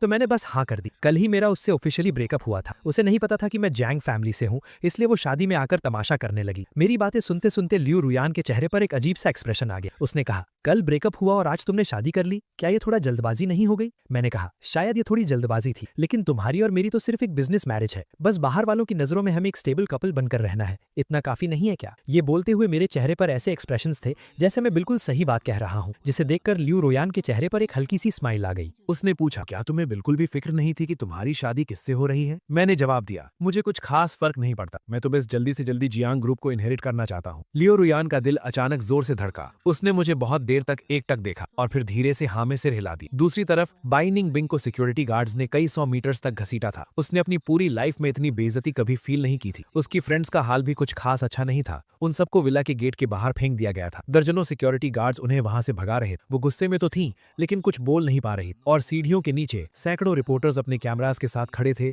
जो इस सेंचुरी वेडिंग की फोटोज ना ले पाने की वजह से परेशान थे। कुछ तेज नजर वाले रिपोर्टर्स ने बाई निंगबिंग को तुरंत पहचान लिया। वो सब चिल्लाते हुए उसका इंटरव्यू लेने के लिए उसकी तरफ दौड़े। उन्होंने पूछा, मिस बाई, क्या आपको भी लियू फैमिली की तीसरी बेटी और मिस्टर जियांग की शादी में इनवाइट किया गया था? आपकी हालत अभी कुछ ठीक नहीं लग रही है, क्या आप बता सकती हैं कि अंदर क्या हुआ? जैसे ही एक ने पूछना शुरू किया, बाकी रिपोर्टर्स भी उसकी फोटोज लेने और सवाल पूछने के लिए आगे बढ़ गए। बाई निंगबिंग का मूड पहले ही बहुत खराब था, और अब अपने इस शर्मनाक हालत में फोटोज खींचते देख वो अचानक भड़क उठी। उसने सीधे अपने सामने खड़े लोगों को धक्का देकर गिरा दिया, कई कैमरास तोड़ दिए और फिर अपने लोगों के साथ वहां से चली गई। उसी रात बाई निंगबिंग का रिपोर्टर्स पर हमला करने का वो इंसिडेंट एंटरटेनमेंट न्यूज की हेडलाइंस बन गए। बाई ग्रुप की रेपुटेशन रातों रात मिट्टी में मिल गई और उनके खिलाफ नेगेटिव आर्टिकल्स की बाढ़ आ गई। बाई फैमिली ने पानी की तरह पैसा बहाया, लेकिन फिर भी वो इस खबर को रोक नहीं पाए। जब शेन हाओयू का कॉल आया तो बाई निंगबिंग खुद को होटल के रूम में लॉक करके नशे में धुत बैठी थी। उसने कहा, हेलो निंगबिंग, मैंने न्यूज में देखा कि जिस लड़के की शादी लियू फैमिली में हो रही है वो जियांग फैन है। क्या वो जियांग फैमिली से है? और अगर है भी तो क्या? हाँ में जवाब सुनने के बाद शेन हाओयू की आवाज में एक अजीब सी एक्साइटमेंट थी। उसने कहा, अभी शाहरुखसेन ने मुझे बताया कि बाई, जियांग, लियू और शेन, इन चारों फैमिलीज का जॉइंट प्रोजेक्ट प्लान अब तैयार हो गया है। सुना है कि इस प्रोजेक्ट का फाइनल डिसीजन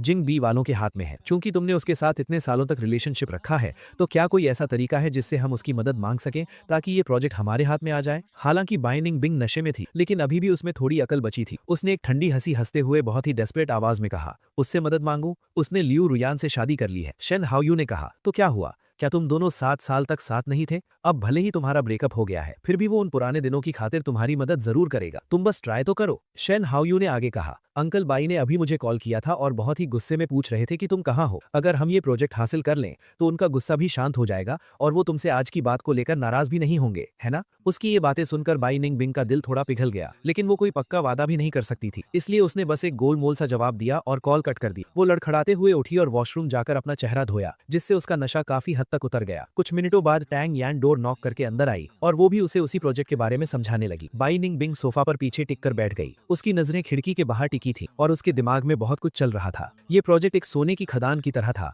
जिसके लिए जिंगबी, हुशांग, हांगकांग और मकाओ की बड़ी बड़ी पावर्स लड़ रही थी। हुशांग की 4 बड़ी फैमिलीज ने हाथ इसलिए मिलाया था ताकि वो इस मौके को हाथ से जाने ना दे, और जो इन्फॉर्मेशन उन्हें मिली थी उसके हिसाब से इस प्रोजेक्ट की इंचार्ज 90% चांस था कि जियांग जियाओ ही होंगी। वो मेरी अपनी आंट थी, अगर वो मेरे थ्रू उन तक पहुंच सकें तो ये काम बहुत आसान हो जाएगा। थोड़ी देर सोचने के बाद बाई निंगबिंग ने तय किया कि वो एक बार ट्राई जरूर करेगी, सिर्फ इस प्रोजेक्ट के लिए ही नहीं बल्कि अपने सेल्फिश रीजंस के लिए भी। वो किसी तरह मुझसे एक बार और मिलना चाहती। शादी के दूसरे दिन मैरिज सर्टिफिकेट लेने के बाद मैं सीधा जियांग ग्रुप के हेडक्वार्टर्स चला गया, जहां मुझे वाइस प्रेसिडेंट की पोस्ट संभालनी थी, ताकि मैं जल्दी से सब कुछ सीख सकूं। मेरे डैड ने अपने कुछ खास और एक्सपीरियंस्ड सेक्रेटरीज और असिस्टेंट्स मुझे दे दिए थे। मैंने पूरा दिन फाइल्स और रिपोर्ट्स पढ़ी और आखिरकार कंपनी के अंदर की सिचुएशन को थोड़ा बहुत समझ लिया। जब मेरा ध्यान टाइम पर गया तो मैंने देखा कि बाहर अंधेरा हो चुका था। रात के 8 बज रहे थे और पूरी बिल्डिंग में सिर्फ मेरे ऑफिस की लाइट्स ऑन थी। तभी मैंने देखा कि लियू रुयान वहां खड़ी थी। मैंने पूछा, तुम यहाँ कैसे आई? लियू रुआन ने एक हल्की सी स्माइल दी और उसकी आवाज में थोड़ी सी बेबसी थी। उसने कहा, आज हमारी शादी का दूसरा दिन है। लॉजिकली तो अभी हमारी मैरिज लीव्स चल रही होनी चाहिए। तब मुझे अचानक याद आया कि सुबह जब हम सिविल अफेयर्स ब्यूरो से बाहर आए थे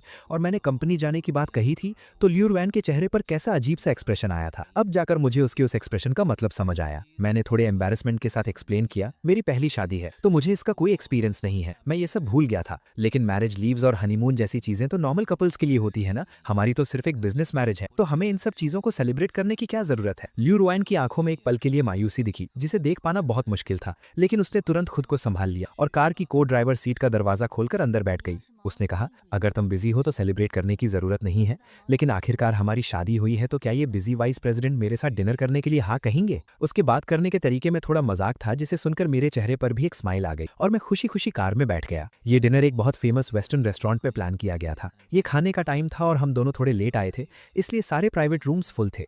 मुझे भी बहुत तेज भूख लगी थी, तो मैंने सोचा कि और परेशान होने का क्या फायदा। लियू रुआन की परमिशन लेने के बाद हम मेन हॉल में खिड़की के पास एक कॉर्नर टेबल पर बैठ गए। मेन्यू हाथ में आते ही लियू रुआन ने वो मुझे दे दिया और फिर इस रेस्टोरेंट की कुछ सिग्नेचर डिशेस के बारे में बताने लगी। उसके सजेशन सुनने के बाद मैंने अपनी पसंद की 4-5 डिशेस ऑर्डर कर दी और फिर मेन्यू वापस उसे दे दिया। लेकिन लियू रुआन ने और कुछ ऑर्डर नहीं किया। मैंने पूछा, क्या तुम सच में कुछ और ऑर्डर नहीं करोगी? मेरा टेस्ट थोड़ा अजीब है, हो सकता है तुम्हें वो सब पसंद ना आए। उसने हंसते हुए ना में सिर हिलाया। उसकी आंखों में एक चमक थी जब उसने मेरी तरफ देखा। उसने कहा, जब हम हस्बैंड वाइफ हैं और हमें हर रोज एक ही टेबल पर खाना खाना है, तो जो तुम्हें पसंद है मुझे भी वो ट्राई करना चाहिए ना, धीरे धीरे मुझे भी आदत हो जाएगी। मैंने कहा, हमारी शादी हुई है, मैंने खुद को बेच थोड़ी ना दिया है, हमें अपना मनपसंद खाना चुनने का पूरा हक है, तुम्हें इतना कुछ सोचने की जरूरत नहीं है। अगर तुम्हारे मन में कुछ है तो तुम मुझे सीधा बता सकती हो, हम डिस्कस कर सकते हैं। उसने कहा, क्या हम कुछ भी डिस्कस कर सकते हैं? तो फिर हनीमून कैंसिल ना करने की बात डिस्कस करें। उसके चेहरे पर इतना सीरियस एक्सप्रेशन देखकर मुझे लगा कि वो मुझसे कोई बड़ी डिमांड करने वाली, लेकिन उसने जो बात कही वो हनीमून की थी, जिसे सुनकर मैं थोड़ा हैरान हो गया। मैंने पूछा,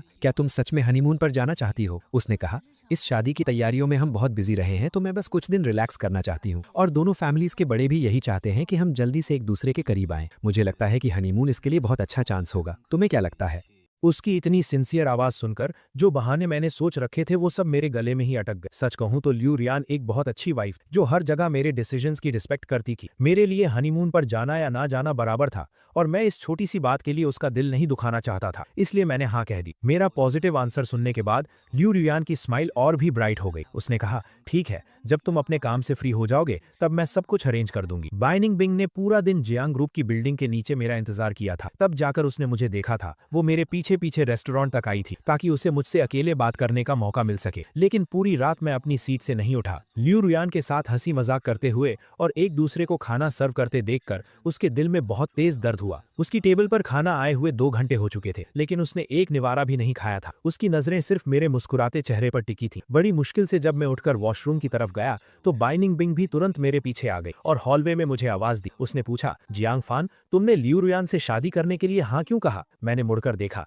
मेरी आंखों में थोड़ी हैरानी थी। मैंने कहा, अगर मुझे सही से याद है तो हमारा ब्रेकअप हो चुका है ना, मेरे शादी करने या ना करने से तुम्हारा क्या लेना देना है? मेरा ये केयरलेस एटीट्यूड देखकर बाइनिंग बिंग को लगा कि मैं उसकी इंसल्ट कर रहा हूँ और उसके दिल में गुस्से की आग भड़क उठी। उसने कहा, जियांग और लियू फैमिली की शादी तो 1 महीने से भी पहले फिक्स हो गई थी ना, उस वक्त तो हमारा ब्रेकअप भी नहीं हुआ था और तुमने अपने लिए एक बैकअप तैयार कर लिया था। मैंने हाथ बांधकर उसे घूरा और बहुत नॉर्मल टोन में कहा, हाँ, मैंने 1 महीने पहले ही जिंगबे आकर शादी करने का फैसला कर लिया था, लेकिन तुम्हें इतना गुस्सा क्यों आ रहा है? जब तुम पिछले 7 सालों से ये प्लानिंग कर रही थी कि शेन हाओयू के 28th बर्थडे वाले दिन तुम मुझसे ब्रेकअप करोगी, तो अगर मैंने 1 महीने पहले अपने फ्यूचर के बारे में सोच लिया तो इसमें क्या गलत है? मेरी इन बातों ने बाइनिंग बिंग की बोलती बंद कर दी। उसने कसकर मुट्ठी बांधी और अपने दिल में उठ रहे गुस्से और रिग्रेट को जबरदस्ती दबाते हुए अपने आप को जस्टिफाई करने लगी। उसने कहा, मेरे और उसके बीच की बात वैसी नहीं है जैसा तुम सोच रहे हो। मुझे पता है कि वो मुझे पसंद नहीं करता, लेकिन हम इतने सालों से एक दूसरे को जानते हैं और हमारा वो एक प्रॉमिस भी था,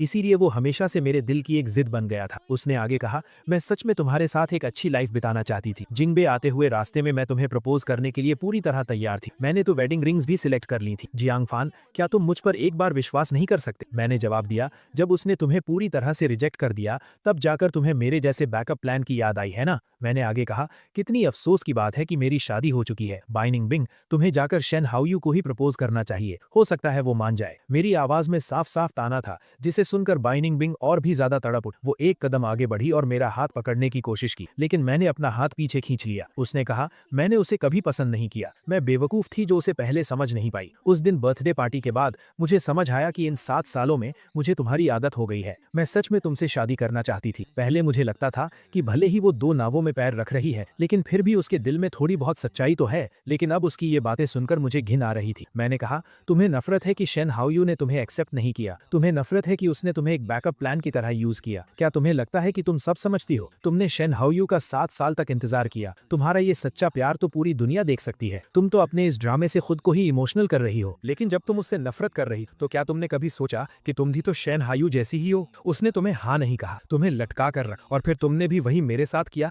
तुमने मुझे लटका कर रखा। तुम दोनों एक ही थैली के चट्टे बट्टे हो। तो फिर मेरे सामने ये मुझे कुछ समझ नहीं आया और मुझे अपनी गलती का एहसास है वाला ड्रामा क्यों कर रही हो? मेरी बातें सुनकर बाई निंगबिंग के चेहरे का रंग उड़ गया और वो बिल्कुल पीली पड़ गई। मुझे उसकी फीलिंग्स की कोई परवाह नहीं और ना ही मैं उससे और बहस करना चाहता था। मैं मुड़ा और वापस हॉल की तरफ चलने लगा। जब हम एक दूसरे के पास से गुजरे तो बाई निंगबिंग खुद को कंट्रोल नहीं कर पाई और उसने मेरा हाथ पकड़ ली। मेरा पेशेंस अब खत्म हो चुका था। मैंने झटके से अपना हाथ छुड़ाया। हमारी इसी खींचातानी में ऊपर लगा एक पुराना शैंडलियर अचानक टूट गया और सीधा मेरे सिर के ऊपर गिरने लगा। खतरे के उस पल में बाई निंगबिंग ने बिना सोचे मुझे धक्का देकर किनारे कर दी। एक जोरदार आवाज आई और वो भारी भरकम लोहे का शैंडलियर सीधा उसके कंधे पर आ गिरा। धक्का लगने की वजह से मैं कुछ मीटर दूर जा गिरा और उसी वक्त लियू रुयान वहां आ पहुंचा। मैंने तुरंत पीछे मुड़कर देखा और मेरी नजर सीधा जमीन पर गिरी हुई बाई निंगबिंग पर पड़ी। वो दर्द के मारे सिकुड़ गई थी। उसने अपने बाएं हाथ से अपना दायां कंधा कसकर पकड़ा हुआ था और दर्द की वजह से उसका पूरा चेहरा लाल हो चुका। आवाज सुनकर वेटर्स भागे आए और बाई निंगबिंग की चोट देखने। लियू रुयान ने परेशानी से मुझसे पूछा, क्या तुम्हें कहीं चोट लगी है? जब उसे तसल्ली हो गई कि मैं बिल्कुल ठीक हूं,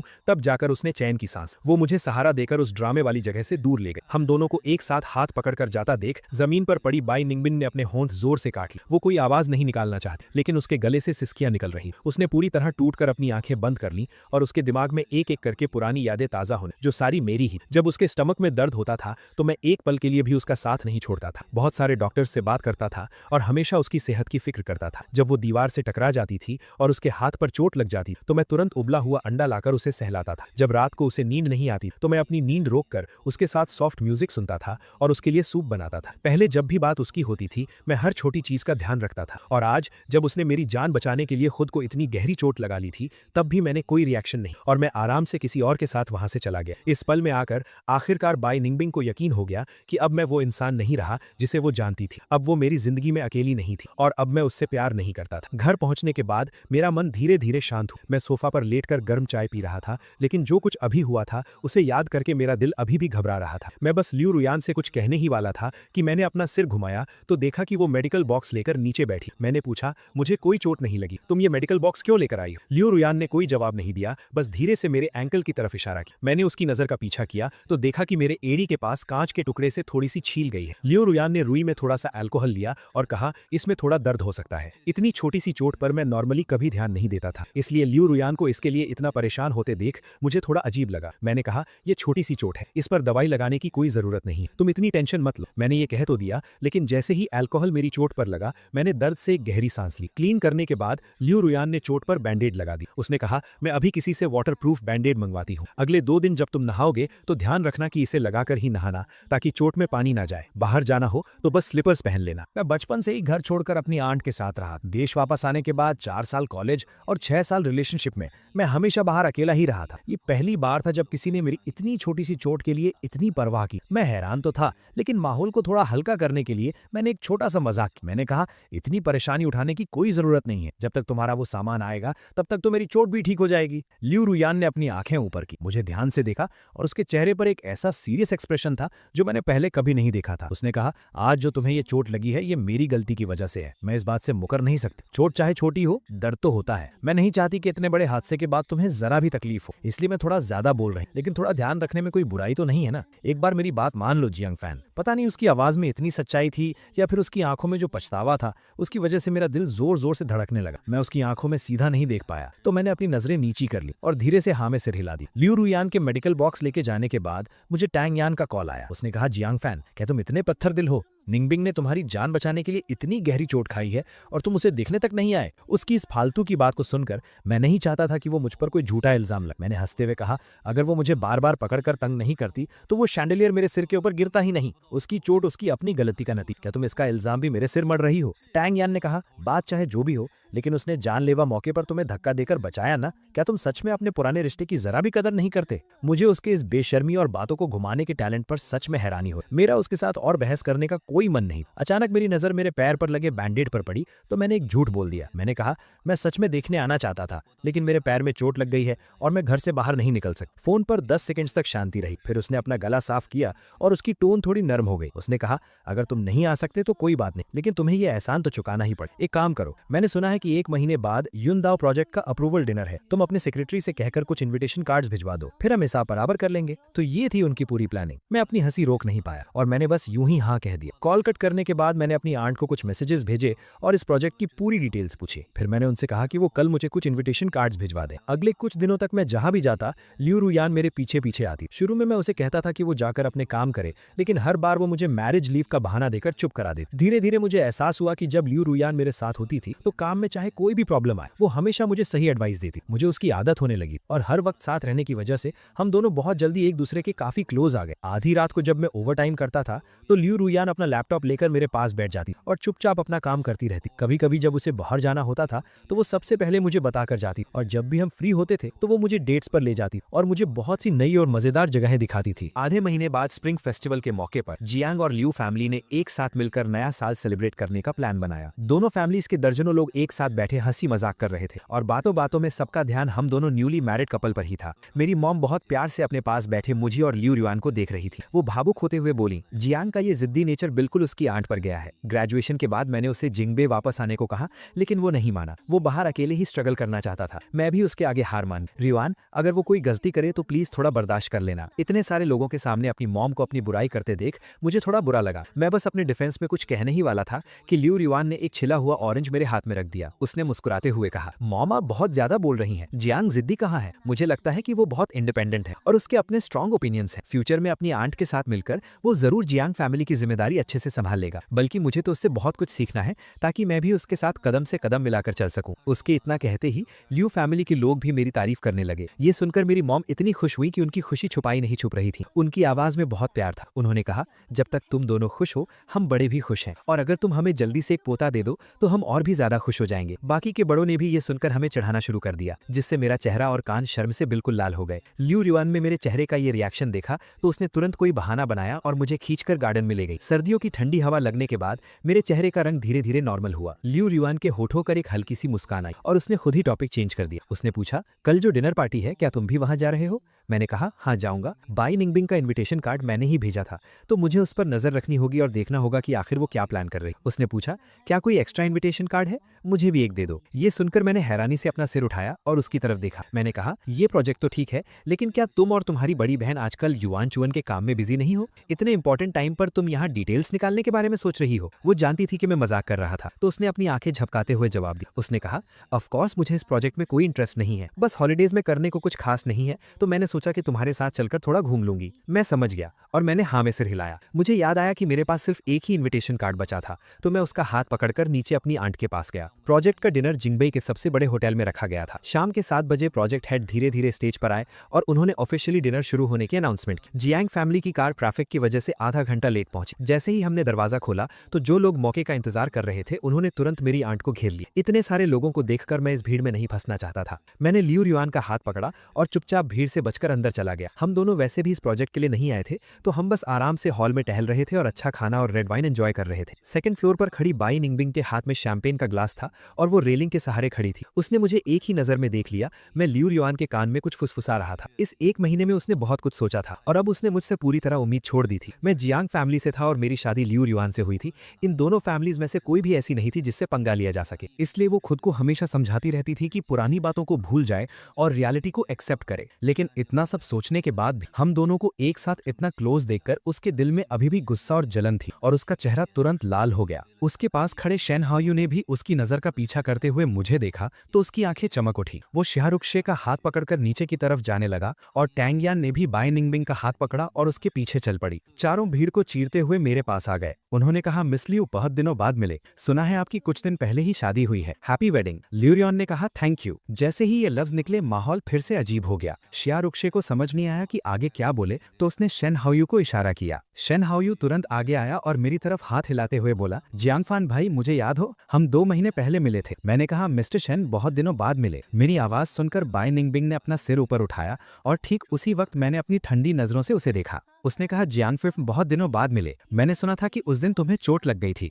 क्या अब तुम ठीक हो? मैंने कहा, तुम्हारी मेहरबानी से मैं बहुत जल्दी रिकवर हो गया। मेरी इस ताने भरी आवाज से बाई निंगबिंग का दिल दहल गया। उसके चेहरे पर गिल्ट साफ दिख रहा था और वो खुद को रोक नहीं पाई और एक्सप्लेन करने लगी। लेकिन इससे पहले कि वो कुछ बोल पाती, ल्यूरियन ने उसे बीच में ही रोक दिया। ल्यूरियन ने कहा, मैं और जियांगफान यहाँ अपनी आंट के साथ डिनर अटेंड करने आए थे। मुझे नहीं लगा था कि मैं यहाँ रुक्शे से मिलूंगी। तुम लोग इतनी दूर से उड़कर जिंगबे आए हो, क्या कोई काम था? ये सुनकर टैंग यान ने तुरंत शिया रुक्शे के हाथ पर कोहनी मारी, उसे इशारा करते हुए कि वो इस मौके का फायदा उठाए। शिया रुक्शे ने कहा, हमारी फैमिलीज भी युंदाओ प्रोजेक्ट में थोड़ा इंटरेस्ट रखती हैं, तो हमने सोचा कि आकर देख लें। सुना है कि जियांगफान की आंट इस प्रोजेक्ट की इंचार्ज है। ल्यूरियन, क्या तुम हमारे पुराने रिश्ते की खातिर हमें उनसे मिलवा सकती हो? ल्यूरियन ने तुरंत कोई जवाब नहीं दिया, बल्कि उसने मेरी तरफ देखा, जैसे वो मुझसे मेरी राय पूछ रही हो। आंखों ही आंखों में बात करने के बाद मैंने कहा, मैं और ल्यूरियन तुम्हारी मदद तो करना चाहते हैं, लेकिन तुम लोग देख ही रही हो कि मेरी आंट अभी बहुत बिजी है। मुझे नहीं लगता कि ये सही टाइम है। उन तीनों ने एक दूसरे को देखा और समझ गए कि ये साफ साफ इनकार था। वो हमसे दुश्मनी भी नहीं मोल लेना चाहते थे, तो कुछ बातें करके वो वहां से चले गए। सिर्फ बाई निंगबिंग अपनी जगह पर खड़ी थी और मुझे एकटक देख रही थी, जैसे वो कुछ कहना चाहती हो लेकिन कह नहीं पा रही। मेरा उससे बात करने का कोई मन नहीं, तो मैंने ल्यूरियन का हाथ पकड़ा और वहां से चला गया। लेकिन वो किसी जिंदा लाश की तरह हम दोनों के पीछे पीछे चलने लगी, हॉल से लेकर 2nd फ्लोर तक और फिर गार्डन तक वो हमारे पीछे आई। जब ल्यूरियन ने देखा कि आसपास कोई नहीं है, तो उसने कहा, मिस बाई, आप कब से हमारा पीछा कर रही हैं? क्या आप मुझसे या मेरे हस्बैंड से कुछ कहना चाहती हैं? तब जाकर बाई निंगबिंग को होश आया कि उसकी ये हरकत बहुत अजीब थी। उसने तुरंत माफी मांगते हुए कहा, सॉरी, मैंने थोड़ी ज्यादा पी ली है, तो मुझे कुछ समझ नहीं आ रहा, मुझे रास्ता नहीं मिल रहा था। उसका ये बकवास बहाना सुनकर ल्यूरियन की एक हल्की सी हंसी निकल गई, लेकिन उसकी टोन एकदम ठंडी थी। उसने कहा, कभी कभी भूल जाना तो ठीक है, लेकिन हमेशा के लिए मत भूल जाना। जियांगफान शायद अपने पुराने रिश्ते की कदर करता होगा, लेकिन मेरा और बाय फैमिली का कोई लेना देना नहीं है, तो हमारे बीच तो कोई पुराना रिश्ता होने का सवाल ही नहीं उठता। उसकी बातों में छिपी हुई धमकी सुनकर बाई निंगबिंग का दिल सीधा जमीन पर आ गिरा। वो जानती थी कि ल्यू फैमिली की पावर को देखते हुए अगर ल्यू रुयान ने बस एक लफ्ज भी कह दिया तो बाई फैमिली किसी भी दिन होशांग से हमेशा के लिए गायब हो जाएगी। बाई निंगबिंग अपनी फैमिली को दांव पर लगाकर मुझे वापस पाने की हिम्मत नहीं कर सकती थी। उसे आखिरकार हार माननी पड़ी और वो चुपचाप वापस हॉल में चली गई। दूसरी तरफ आवाज आई, प्रेसिडेंट जियांग, आपका भतीजा और हम बहुत अच्छे दोस्त हैं। अगर हमारे लिए नहीं तो कम से कम उसके लिए तो आप हमारे साथ एक ड्रिंक पी ही सकती हैं। बाई निंगबिंग को नहीं पता था कि अंदर क्या हुआ है, लेकिन ये आवाज सुनते ही वो समझ गई कि कुछ तो गड़बड़ हुई। वो तुरंत भीड़ को चीरते हुए सेंटर हॉल में, वो बस इतना ही कहने वाली थी कि president Jiang, I am sorry, लेकिन इससे पहले कि वो कुछ बोल पाती, उसने देखा कि मेरी आंट ने फोन उठाया और सिक्योरिटी गार्ड्स को बुला लिया। एक ही पल में पूरे हॉल में सन्नाटा छा गया। बाकी गेस्ट्स उन चारों के पीले पड़े चेहरों को मजे लेते हुए देखने लगे। मेरी आंट ने कहा, आज युंदाओ प्रोजेक्ट का अप्रूवल डिनर है, ये कोई शॉर्टकट मारने की जगह नहीं है। आप सबके पास इन्विटेशन कार्ड्स हैं, तो प्लीज ध्यान से सुनिए। थोड़ी देर में जो प्रेस कॉन्फ्रेंस होने वाली है, इन चारों की तरह गलत रास्ते मत अपनाइए, वरना अगर आपको यहाँ से बाहर निकाल दिया गया तो ये मत कहना कि मैंने आपकी बेइज्जती। जब दर्जनों सिक्योरिटी गार्ड्स उन चारों को बाहर निकाल रहे थे, ठीक उसी वक्त मैं और ल्यू रुयान वापस आए। हम दोनों कुछ देर गेट पर खड़े रहकर उन्हें जाते हुए देखते रहे, फिर एक दूसरे को देखा और हमारी आंखों में एक मजेदार हंसी थी। हॉल से होस्ट की आवाज आई, लग रहा था कि प्रोजेक्ट मीटिंग शुरू होने वाली है। जिन लोगों ने तमाशा किया था वो बाहर निकाले जा चुके थे और मेरा भी अब यहाँ रुकने का मन नहीं। मैंने ल्यू रुयान का हाथ पकड़ा और कहा कि चलो घर चलते हैं। ल्यू रुयान हमेशा मेरी बात मानती थी। उसने मेरी आंट को एक मैसेज भेजा और कार स्टार्ट कर दी। पिछले कुछ दिनों से हम दोनों अपने पुराने घर में रह रहे थे। घर के सारे सर्वेंट्स भी फेस्टिवल मनाने घर गए हुए थे। पूरा घर खाली था। हम दोनों सोफा पर लेटकर एक मूवी देख रहे थे। आधी रात के करीब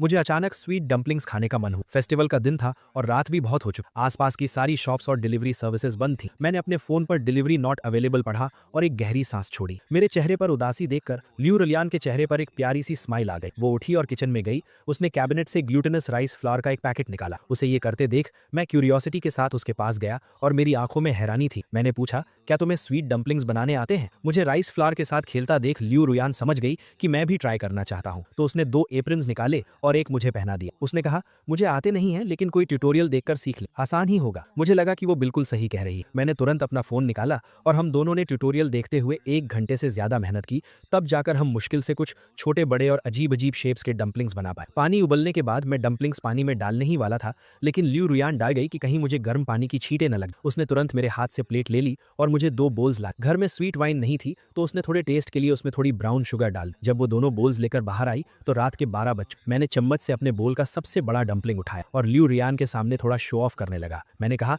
सबसे बड़ा वाला मेरे पास है, लगता है इस साल मेरी किस्मत चमकने वाली। ल्यू रियान मुस्कुराते हुए मुझे देखने लगी। मैंने एक बाइट ली। मेरे चेहरे की वो खुशी कुछ सेकंड्स के लिए जम गई और फिर से नॉर्मल हो। उसने पूछा, क्या ये टेस्ट में अच्छा नहीं है? मैंने अपनी आंखें गोल गोल घुमाई और पागलों की तरह हाँ में सिर हिलाने लगा। फिर मैंने चम्मच उसकी तरफ बढ़ाया और उसे मनाते हुए कहा, ये बहुत टेस्टी है, क्या तुम ट्राई करना चाहोगी? ल्यू रुयन ने बस एक नजर देखी और समझ गई कि मेरे हाथ का बनाया हुआ ये प्लम के साइज का डंपलिंग कच्चा था, लेकिन उसने 1 सेकंड के लिए भी नहीं सोचा। उसने अपना सिर झुकाया और आधा बचा हुआ डंपलिंग खा लिया। उसे उल्लू बनता देख मेरी हंसी बस छूटने ही वाली थी। मैंने जल्दी से अपना हाथ मुंह पर रखा और पूछा, टेस्टी है ना? लेकिन उसके चेहरे पर एकदम सरप्राइज वाले एक्सप्रेशंस थे। उसने थम्स अप दिखाते हुए कहा, बहुत टेस्टी है, मीठा है, सॉफ्ट है और मुझे बिल्कुल ऐसा ही पसंद है। ये कहते हुए उसकी आंखें चमक रही। मुझे समझ नहीं आ रहा था कि वो सच बोल रही है या झूठ, लेकिन मुझे अपने टेस्ट पर पूरा भरोसा था। मैंने तुरंत अपना चम्मच नीचे रखा, एक हाथ से उसकी ठुड्डी पकड़ी और उसका मुंह खोलकर देखने की कोशिश की, लेकिन ल्यू रुयन ने सीधे मुंह की चीज निगल ली। जब मैं इतनी मेहनत करके उसका मुंह खोलने में कामयाब हुआ तो मुझे अंदर कुछ नहीं दिखा। मेरे चेहरे पर तुरंत मायूसी छा गई। मैंने कहा, वो साफ साफ कच्चा था। तो मुझसे झूठ बोल रही हो ना? एक दूसरे के साथ लड़ते झगड़ते और मस्ती करते हुए हम दोनों सोफा से नीचे रोल हो गए और सीधा कारपेट पर जा गिरे। हे दोस्तों, इस वीडियो को देखने के लिए आपका बहुत बहुत शुक्रिया। प्लीज इस वीडियो को लाइक और शेयर जरूर करें। तो प्लीज इस वीडियो को अपना पूरा सपोर्ट दें और ऐसी ही नई नई स्टोरीज के लिए चैनल को अभी सब्सक्राइब कर लें। मिलते हैं अगले वीडियो में।